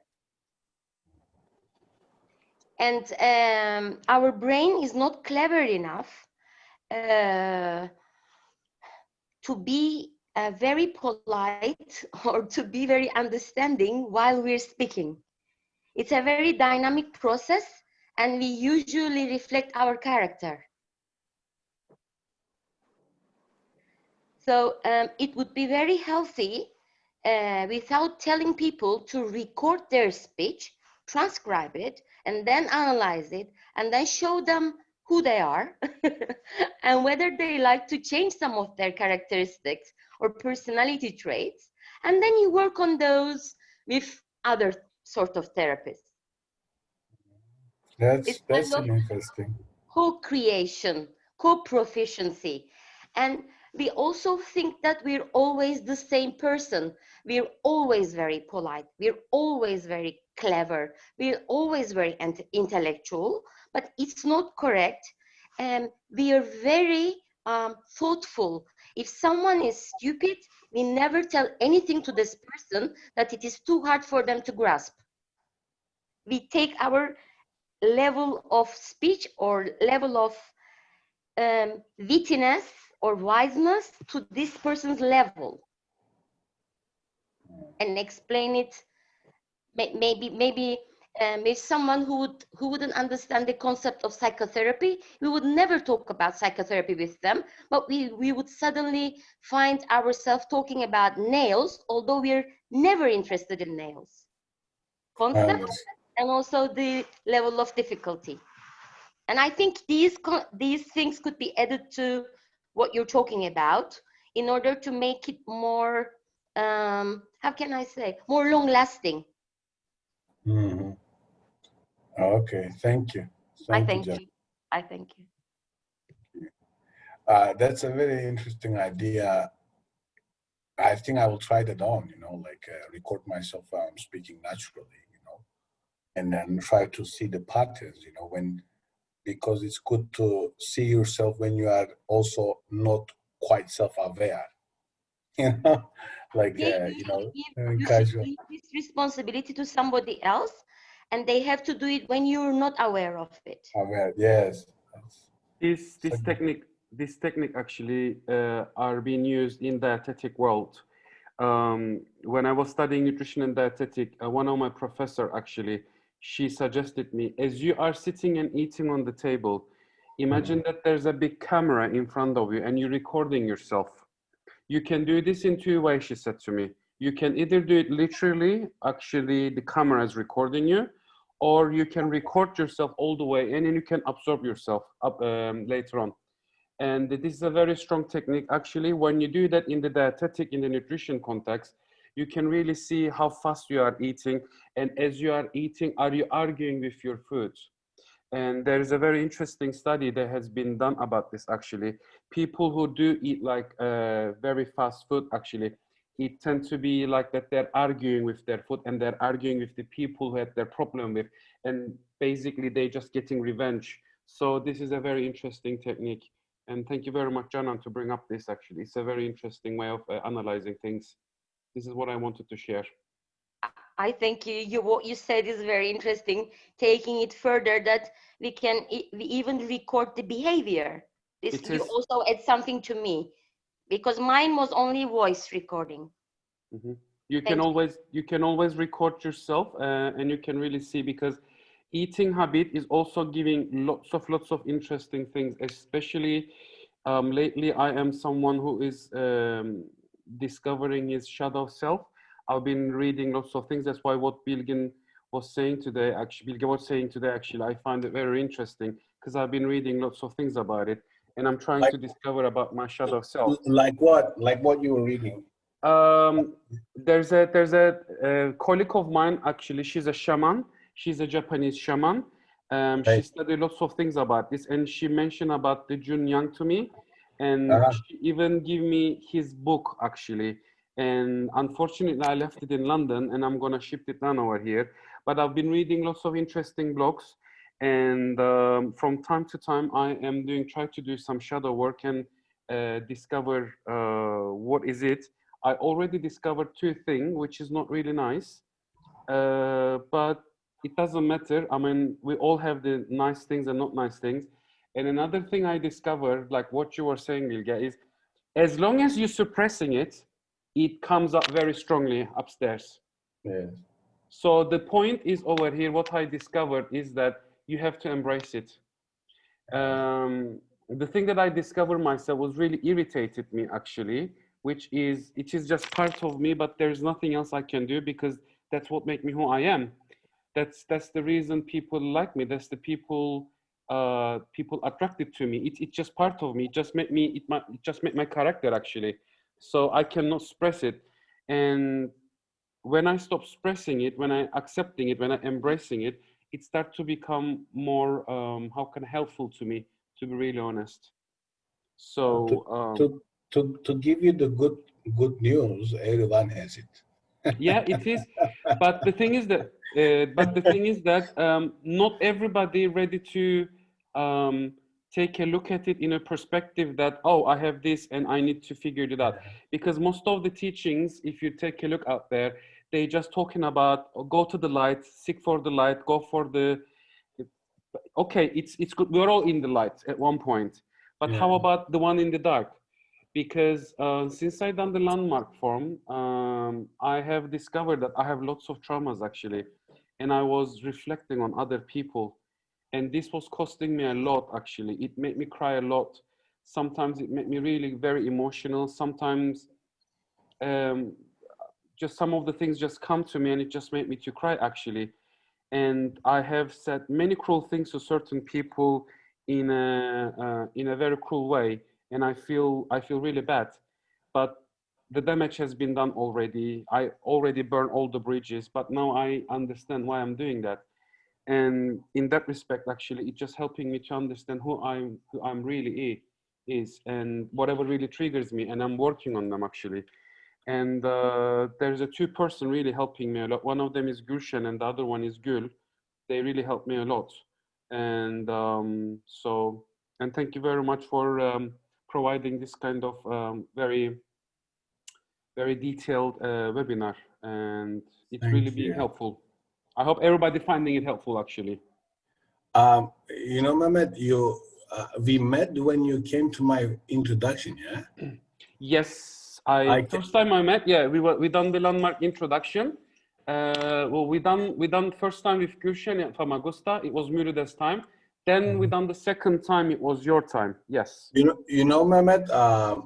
When I look at you now, I see much more peaceful person. I am, and you are not the only one telling this to me. There are so many people I have met. They are giving me the same feedback. Yeah, you know, like I see the huge difference in you. It is. In the level of peace and easiness, and you know, even the pace you speak has changed. Do you remember how you were like, you were so fast and trying to catch something, you know, like it's like you are more of yourself, you know, with the easiness. And yes, because I was living in a planet of denial, actually. That's how it is. Yeah. I was a citizen of planet of denial, and I was really enjoying it, actually. And you were the victim. Oh yeah, big time. Oh, tell me about it, please. Victims. My God. The biggest victim on earth. Oh yeah, tell me, please. I am the biggest. Queen should have given me her one of the tiara on me that I am the most victimless person in the whole world. Everything is changed right now. I'm just working on it step by step, because these are the long time habits. Actually, they don't change just like that. Yeah. But I'm catching myself. Thanks to Gülşen and Gül again. I really appreciate their friendness. They're always trying to be there for me, always. They're just give me their lights. They're just show me the way. So since I'm in Cyprus, hopefully I'll be joining this kind of webinars more frequently, hopefully, and make the most of it. Yeah, let's meet one day, you know, for a coffee. I'm up for it. I am up for it. I promise you that I'm gonna cook for you one day. So since I move back to my flat, you will be more than happy. Sure.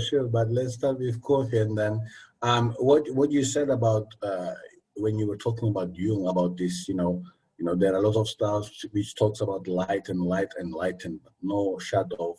And there is this very strong quotation from Jung that is being kind of popularized, but kind of also represents his philosophy. There is no enlightenment that comes by looking to light, but comes by looking your darkness. Those who look outside, you know, kind of is an illusion. Those who look inward awakes. So in the inward, without making the shadow conscious.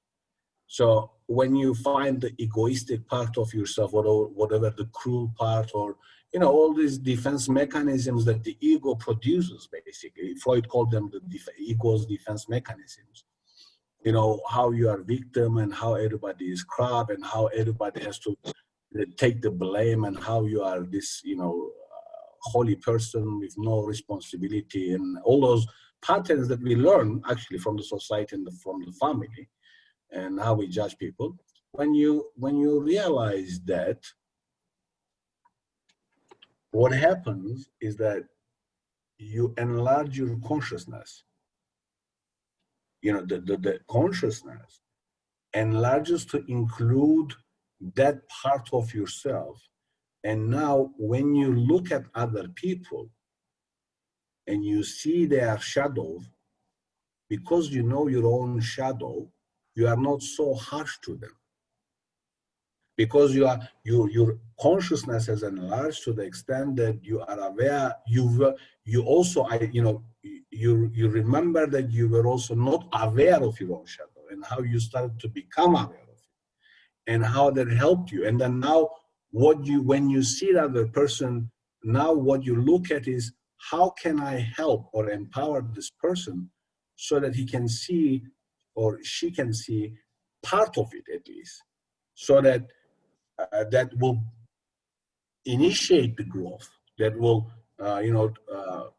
kind of made that transformation process of that. Jung called it individuation process, because you imagine that, you know, most of the people walk around Earth by thinking that they are the holy thing, like they're all light and all people are dark, with no realization of the shadow self or the part of ourselves. Then there is no hope basically for us. No humbleness, and it's everyone is shadow, like, you know, you keep projecting it, you keep seeing it, and because you don't see in yourself, you are constantly harshly judging people, and that's where you have. In the other one, you become humble. We all do become humble. We realize what leads us to do those things or to suppress the shadow things. But in the case of Jung, you know, the shadow is not 100% negative. In certain cases, for instance, that certain person is very talented in singing or has some creative talent, but it's been so repressed through shadow that something good, that talent doesn't come out. So that also is a shadow because it's been suppressed. So, but yes, Jung, for instance, in his Red Book, he has encounters in his imagination with the devil, Abranax, couple times. And so, you know, we have an old saying that you need to figure out your own devils, you know, or you need to meet with your ghosts. And yes, you know, the traumas are ghosts, and we all have them. You know, unfortunately, I wish we didn't have, but yes, we get really hurt in the process of growing. You know, the authority, the family. We learn how to judge. You know, the fights and all those things. And yes, we do get the thing, but that part of the Jung is very critical. That shadow part, and then we also, what Jung says, we have a persona. Persona means the mask. And so the persona is what you develop as a process of a social adaptation to the outside world. So, for instance, I'm an academic. I go to university with the mask of being the novel academic. And I go to university, I enter the class, and, you know, I speak like an academic. And so I become a different person. You know, so some people, you see them, they act differently in a certain social settings. And they are not even aware of it, that they become someone else. It's because it's their persona that is activated, and their ego, their I-ness, their self-centered consciousness is not capable of recognizing it. Same like the shadow. So that's why it's important that we first get to see or become aware, start to become aware of our shadow part and the persona part, so that we are aware of them, and that we have more than an ego, we have other parts of ourselves, and that we are not completely identified with them. Because imagine if your consciousness is identified completely with persona, it becomes so inauthentic, what we call inauthentic. Because, you know, you go out with that mask and you think it's like, you know, sometimes it happens to politicians and the people with their jobs, you know, they become that person, you know, at home, you know, or like all the time, you know, they talk to you like, if I start to talk to you like, you know, like I am the teacher and you're the student.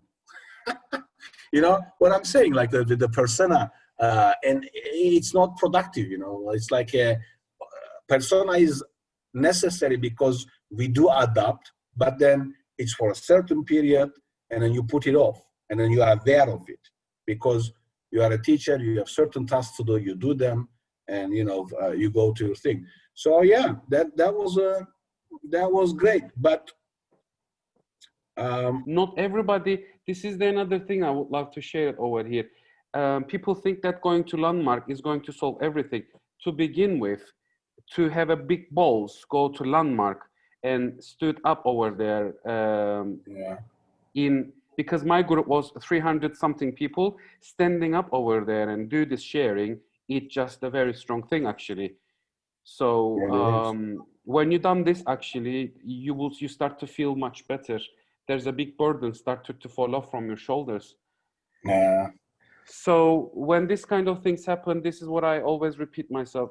Memo, you don't know what that person is going through. You have no idea what he's being through, where it is coming from, his point. All you just shake your head and then just let it go. And if he wants to, Yeah. or if she wants to share it, be there to listen to them with out of nothingness. So this is my strategy from now on. That's why Great. I'm not insisting most of the things. When people ask you, yeah, I tell them if they don't, it's up to them. Great. It's the approach. Yeah, landmark or anything is just the beginning of a long journey. Yeah, it is. It was a really big eye opener for me, Yeah. especially during my 10-week sessions. We were doing Seminar. In a sorry. seminar. Yeah, in a seminar. I don't know which one I've done it because I've done 2 of them actually.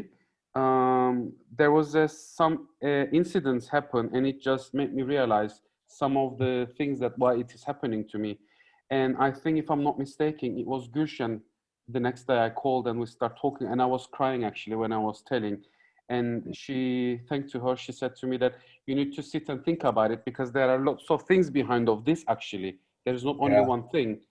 And when I sit and think about it, there are more and things opens up. And I want to share actually, I never had a good relationship with my father. And we lost him 7 years ago. And the next day, we lost him on Thursday, and we buried him on Friday.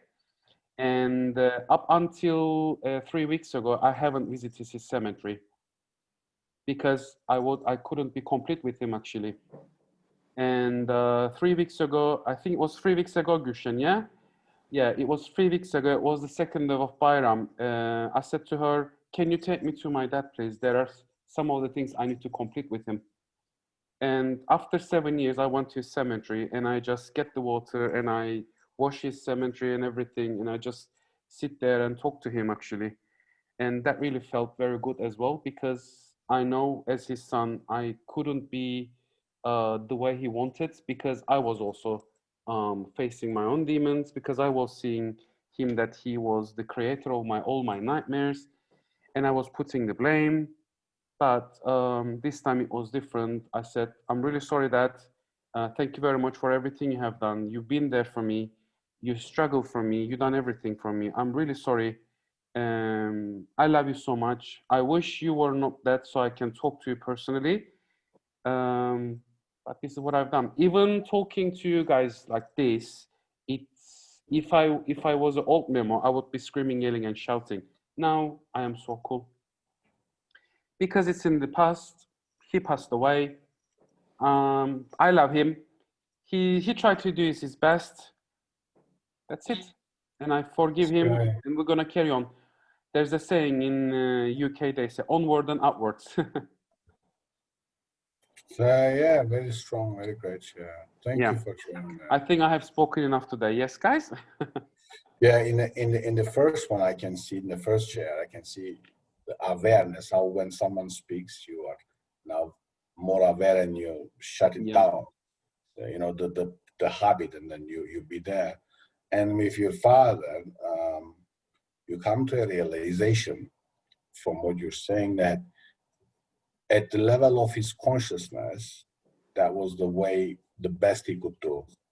Whatever with his, defaults or whatever it is, the missing parts and whatever the things, and that's how he could do his best. I think that's the most important part, that you were able to see that man as he was, like in the sense that the man that was the best he could do at the level of the consciousness that he had. And that's part of the nonviolent communication.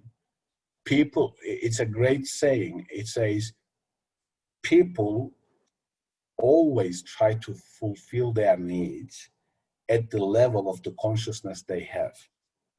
So if they don't know how to differentiate, if they don't know their feelings and needs, then to get what they need, they're going to use force. they're going to use manipulation. They're going to use different strategies. Yeah, they're going to make you scared so that, you know, if they want to, if instead of saying, oh, I need a rest because I'm so burned out or I'm so dumped, then what they do, they can't express that, especially men. And what they do, they go aggressive. Yeah, they say, shut up and I need to sleep and, you know, this and that. So it's just an example. But they are trying to satisfy a need, actually, but they don't know how to express it. And the jackal comes out with a very strong force. And, you know, that's the level of the consciousness because they are in. But they are trying also to do their best, and that's the best sometimes they can do. So, yeah, just to kind of give the nonviolent communication part to it, that would be great. Thank you. Thank you. Yeah, I got a question for you from what you said. Yeah. What if their need is to satisfy their ego? That's a great question. Then that would How do you be, handle that? excuse me? How do you handle that when it is their ego they try to satisfy? It's not really a need, but it's a conceived need. That's a very great question. So then, that's rather than it's like a need. Then that becomes more like a narcissistic need for self-gratification, and that need for self-gratification at the expense of others, yes, is violence, is harmful. It is. How do you deal with that if they need to be right? Yes. So in the ideal, bye Pembe, she's saying bye Contantios. Pembe, see you again, huh? In the coming courses. Hopefully, see you. Bilge'ce, I have to go to. Okay. Well. Hopefully, you. I was wondering about your example. I will try to. Yes. I will try to log in again in the next seminars. Yes, and then share your example with us about the 4 steps. Yes. Thank you for coming up, Konstantinos. Thank you also. And thank you, Pembe. So, Tumarabi, that's a great question. So the ideal way that it works, is that you communicate your need, and I communicate my need, and then we try to find out about the strategy of how to meet our needs. So if I know how to express my need, and if he knows how to express his need, then once we come to that point of needs, then it's not anymore about who is right and who is wrong, but it's about more pragmatic and more mutual win-win. What's the best strategy of fulfilling both our needs? So it is into that direction that the nonviolent communication tries to take you in. But you are right. Look at the Cyprus conflict. The Turkish Cypriots have a need from the Greek community to be respected because they are the minority. And the Greek community have a need for security from Turkey. But, you know, and they are very similar needs, actually, because Turkish Cypriots need to be respected, and they are concerned. They also have the need of a security not to be swallowed by the majority. So, but rather than approaching from the needs perspective, they keep on the same jackal old language of oh, I am entitled to this part, you know, Republic or something, or I am entitled to this, I don't do this, and then they keep on the same paradigm of that thing, the entitlement thing, and the violence continues forever and ever. Yes, blame the jackal. Can I offer something? Yes. can I offer something? Sure, we are listening to you. Can I offer that we need to transform that need right on the spot, right there and then, for that person? If we are the giraffe, how do we transform that need being expressed to something different so that we can deal with it, so that we can meet it, So you so are that saying, we can move on?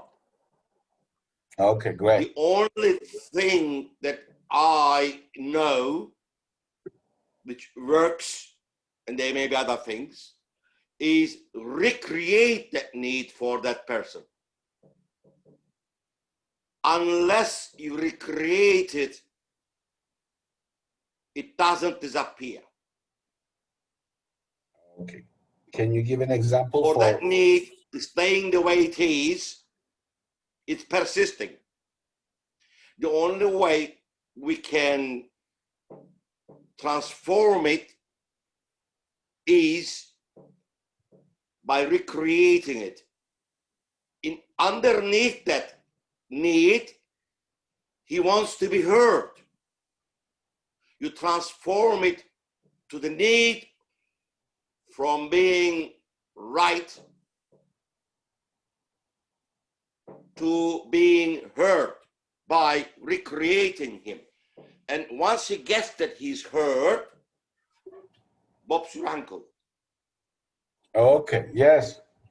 And you are so right about that. Some of the needs that we think we have are created by the society. They're not authentic needs, like so what's, as you said, what's the behind the need for constant self-gratification Right.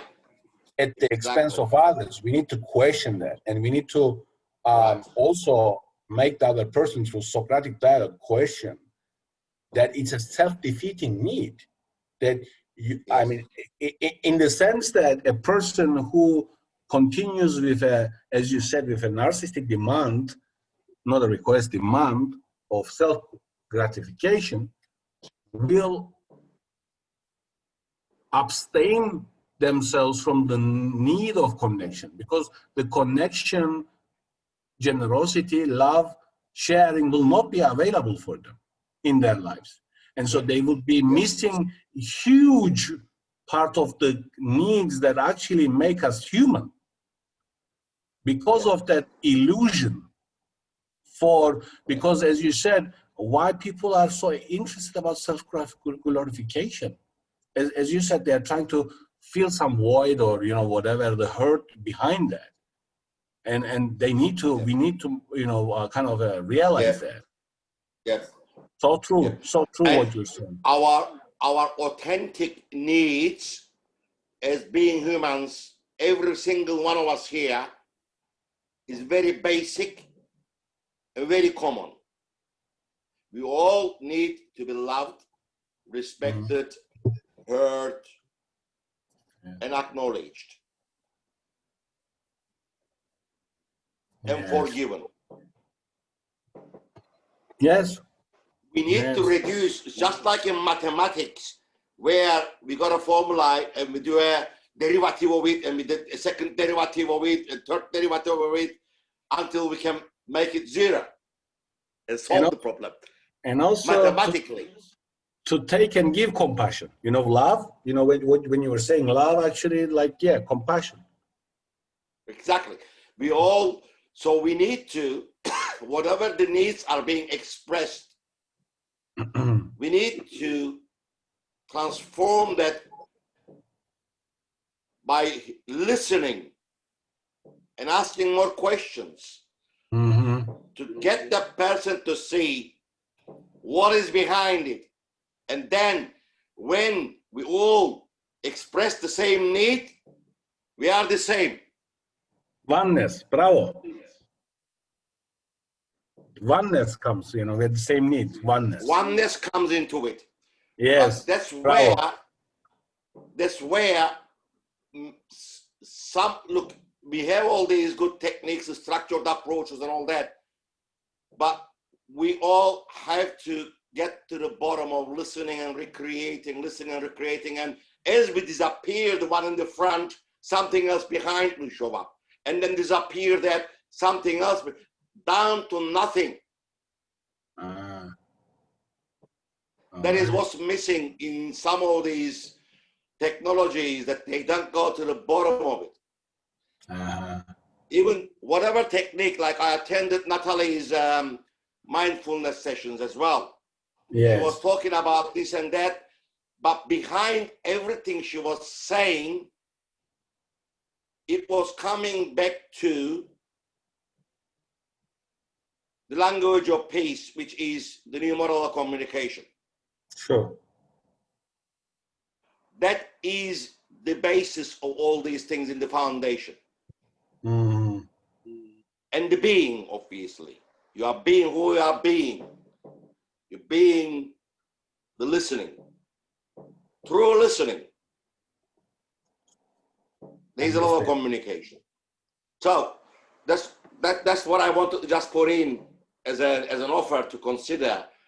That's how, even with the interactions of Marshall, I saw his videos, Marshall Rosenberg's videos. That's what he is doing. Eventually, he gets to that point. He's recreating them, yes? Exactly. Have a look again in the videos. I looked at the videos that you gave me the links, and I watched more, and I saw his interaction is leading to transforming those needs. And then he can get the giraffe under the jackal. Yes, that's his really the heart of it, you know. Yeah. Because he worked with himself so much that he gets it, you know. Then he's obviously so we can't learn and do this in 2 or 3 hours, nonviolent communication, but if you do more and more of it, it gets to the same point, and at the end of it, however, it's structured like observation, feeling, need, and request, whatever, right? Yeah. You keep turning around until that need of the other one comes down to, I need love. I want love. I want respect. I want to be forgiven. Yeah.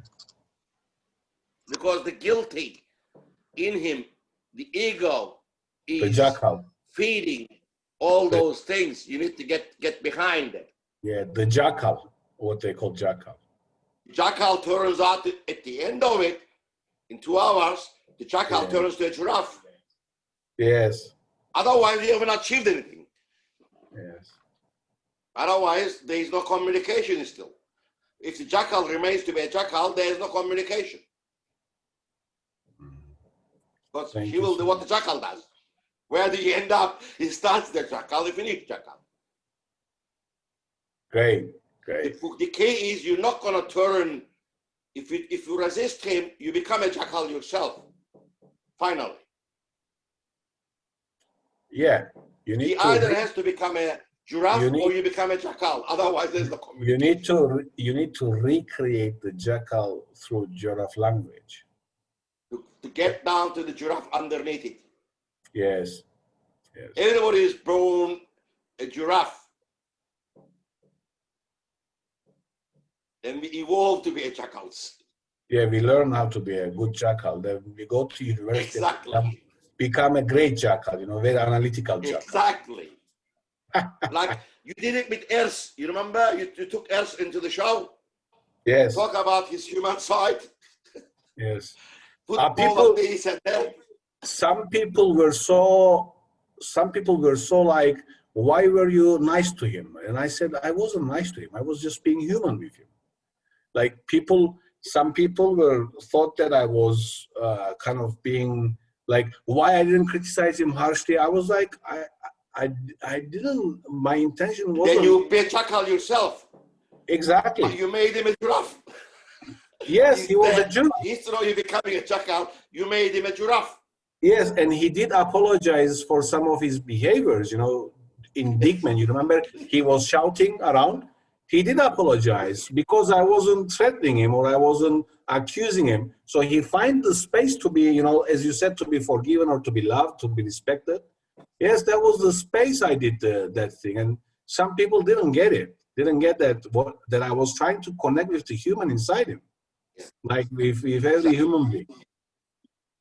And people don't I don't think people really realize that it doesn't really help if you start accusing or criticizing people. They don't realize that you are not helping them. Like they think that I'm going to win by criticizing him, like pushing him to the corner, but it won't raise his consciousness, or it won't make him realize some of the things or think, you know, like a more conscious way. It won't help the other person. It won't be productive for the other person. I mean, I will satisfy myself. Oh, look how I criticize him and I put him to the corner. But exactly, yeah, that's what I was trying to do, actually. Yes, in an authentic way. He brings down all his cards, and what's behind it is a baby. Yes, and he's a very lovely person. You know, people don't see that. I think he's a funny, lovely person. Yeah, and yeah, thank you, Mimi. Yeah, that's what I was trying to connect with. That was the connection that I was trying to have with him, and I think we missed that a lot here in Cyprus. Many people, many in many countries, you know, we need to always have a kind of a vicious arguments and who wins the arguments. I'm not interested in that, you know. I'm not interested. There's no end to that. No, there's no end to it. And to see the beauty in humans, it's such a inspiring thing, you know, like, and there is a beauty in every human being. I do believe in that. I do. I request that when you are giving your next NVC, and I believe that you bring in other methodologies into it as well, mindfulness and landmark and all that, just work on a bit more about the recreation aspect to transforming the jackal and his needs. Sure. That's a great feedback. That's a great feedback. You can handle it, you can deal with it, but if it comes very strong about this is what I need to be right, there's nowhere you can go with that. That's a great feedback. You can tell him as much as you want what your needs are. Mm-hmm. They say, fuck you, I'm going out of here. Yeah. In the nonviolent communication, I will talk about it as well. When the jackal speaks, we listen jackal from his needs and feelings, or her needs and feelings. Yes. And we recreate them by reflecting them. Is that what you needed? Yes. Is that what you felt? Is that what you think? So that's the recreation part of it. Exactly. That's whatever it comes. Yeah. Yes, and then I'll emphasize that by combining with, as you said, with other methodologies, listening from nothing, how to bring, you know, like you listen them from nothing and you reflect their needs and feelings so that they kind of pick up the giraffe inside that jackal, or behind the giraffe, the giraffe behind the jackal. Yes, thank you, Mimi. Anyone would like to give an example, by the way, from the 4 steps? Anyone wants to share, just to check if you got it right, or if you have any concern? Edda, you want to give an example, or anyone? I'll be willing to listen. Yeah. I gave it a go. I'm not sure if I'm correct, but you can correct me if I've made any mistakes. So if someone, for example, or the persons around me who talk all the time and don't give me a chance to speak, I thought I could say to them, I have been listening to you deeply for the past half hour. I feel disconnected to your conversation because you are in the conversation on your own. I wish for you to give me a chance to speak so that I feel involved in the conversation. Something along those lines. Great. So you start beautifully. I listened to you for half an hour, yeah? Mm-hmm. And then what was the second part? I wish you. I feel disconnected to your No, conversation. no. No? Good. You know, great, great. I feel disconnected to your conversation. Right from there, you need to enter because. Okay. So yes, you do feel disconnected. That's great, but you need to link that feeling of yours because of the need that is not being met. So Okay. so practice like this. Okay, whenever my feelings are not being met, which are vital to me, I feel negative emotions. So if you feel disconnected, then that means some of the needs that is very important to you is not being met. So I feel disconnected to the conversation and write to it because that need is not being met. So what is the need that is not being met? I don't have a chance to speak. I'm not given a chance to speak. So I feel left out. Okay. And what happens when you feel left out? What kind of need it does not fulfill? Like what's need is being taken away or not being fulfilled when you feel left out of? I don't feel part of the conversation. I don't feel there's any need for her to even speaking to me about it because she's just answering her own questions even as she's speaking. Great. So you have a need to connect. Is that true? Yeah. Yes. Great. So I feel disconnected because my need to speak, to expression. Yeah, that's also need to express and connect with you. Look how beautiful it becomes. Yes. You know, because your need now, the concern here is that your need for expression, and actually you have a good intention. You want to connect with the other person, and you feel disconnected because of the inability to feel connected. So expression, because my need for expression and connection is not being met. Can you read the original now so that we can see how it's different, how it sounds different? The original, you want me to read what I read the first time, yes? Yeah, first time, yes. I have been listening to you deeply for the past half hour. I feel disconnected to your conversation because you are in the conversation on your own.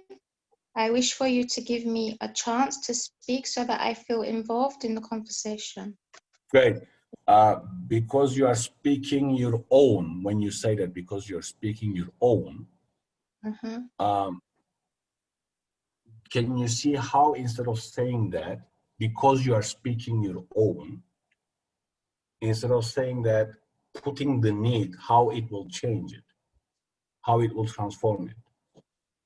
Can you feel the difference there? Yes. Yes. Yeah. So it's like a repetition. You are speaking your own. You're speaking your own. In the other one, you come from a giraffe beautiful need of expression and connection. So the other person does not hear you saying them, you are just speaking your own kind of thing, but you need to get connected to them and express yourself. So you see, it's like you don't awaken the jackal in the other person. When you say you're speaking your own, it's like you know what I'm saying? If you say from the express and connect part, then they say, wow, okay, that person has actually, they're trying to connect to me. Okay, then, yeah. You know, like there's no guard. Like they don't have to take a guard because you are expressing a beautiful need. And then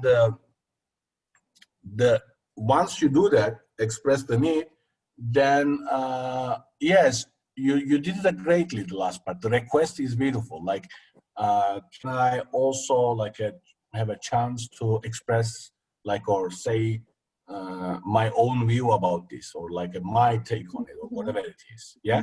So it's in a positive language. You see how your request is also connected with your need of expression. Like it's a positive language. It's not like, don't do that, don't do this. It's like a beautiful request that if other person fulfills it, then will enable connection and expression. But there is a beauty in it. That's why like a nonviolent communication, making life beautiful.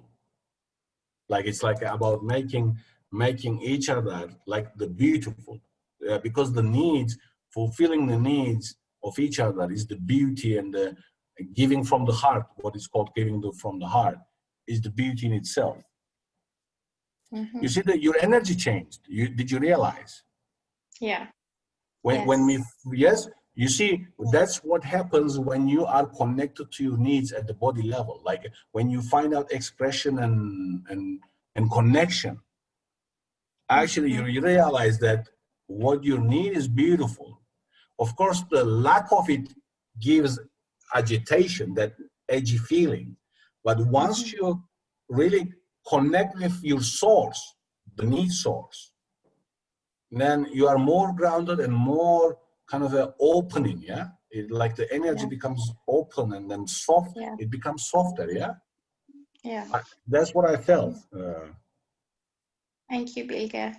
Sure, you're welcome. Now, but now it makes sense now, like it just fits, yeah? The theory and the practice of it. So, and we just need to keep can you please? Yes, can you please say this in? Can you, Eda, for me to get it right? Can you please put in one sentence all these, like the observation and the feeling and the need and the request? Right now, I don't think I'll be able to do that now. I didn't write it down. I would have. Well, Bilge'ce has done it in a few ways for you. But why don't you just say it once for me so I can grasp it myself for myself? Can I do it another time? What's the observation? Eda, you can do it. You can just do it 3-4. It's a good exercise. So just you three. You don't have to. In the real life, we don't have like, you don't have to be like a robot. I wouldn't be able to say all of that anyway. I did it according to the order. We first start with order so that we develop the muscle and the kind of the personal development, 1, 2, 3, 4. But in real life, sometimes you just say 3. The need and then the request. So you don't have to explain the whole issue. Like an observation, how you feel.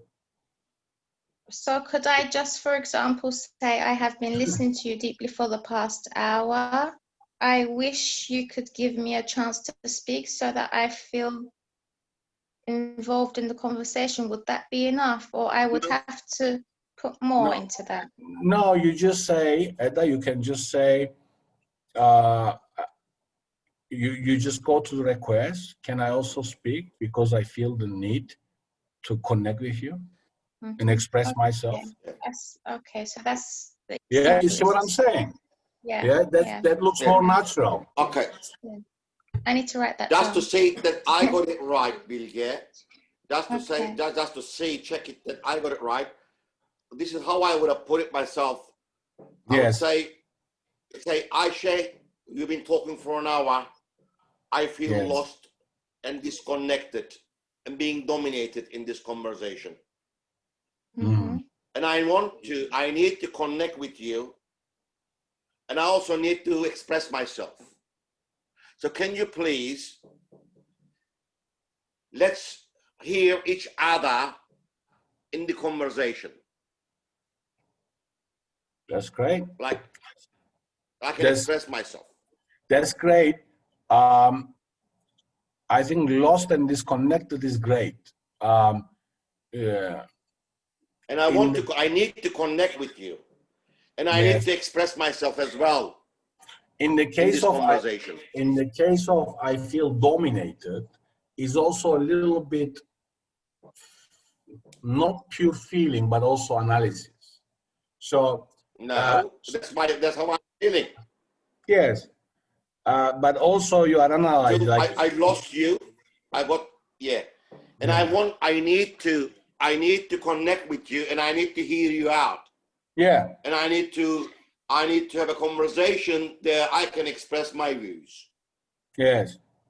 So dominated, when you say dominated, someone is dominating you, kind of, it can go both ways. That's what I'm trying. But lost and disconnected is great.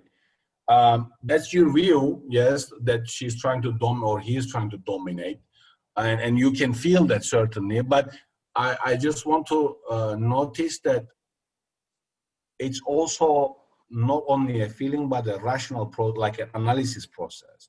But feeling disconnected is like a raw feeling, like a more feeling of to it. Yeah, but yeah, you can express it. I mean, it's not there's no harsh rules. In nonviolent communication, they say that, instead of saying what we think the other person is doing, if I'm feeling dominated, after 1 hour I couldn't put a word in. Yeah. And then every time I try to say that, shuts me up. I feel like dominated. I give up. That's how you disconnect. I feel I choked. Anyway, I get what you're saying. I got choked.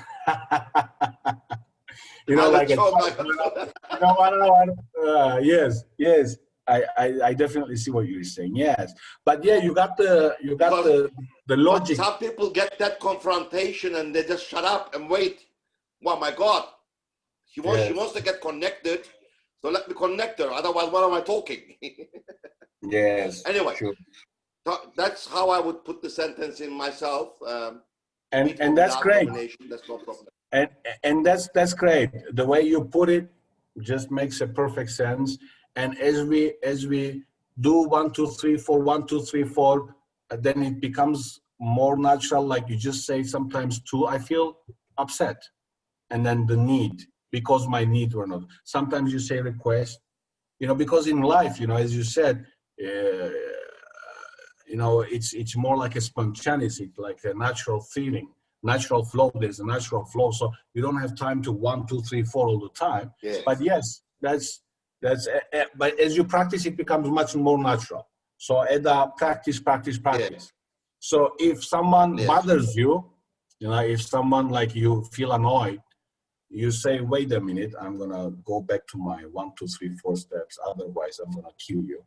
And then you tell them in a giraffe language, you 1, 2, 3, 4 steps, and it takes actually to put it on. It takes a couple months of rehearsal. It does. It's not like you did a great job because this is your first time and you just listen to me. Give it a try. It takes an exercise and rehearsal and time and to really kind of get it in. You know what I'm saying? Definitely. But I think it's a great guidance. It's a great tool just to check ourselves out. It is. 4 steps. Yes. So that's guys, wonderful, Bilge'ce. So the time is up now. So next one is next week. Yes. I think we are all registered, but I have registered, but you still send us the link, mate. Okay? Yeah, sure. Sure. The next one was supposed to be the repetition, but if it will be you, we will talk about different things. The original intention was that I will do this course and I will repeat the same so that people who lost the chance to enter to this course can repeat it, do not miss the next one. You know what I'm saying? On the 26th, you said that you are doing mindfulness.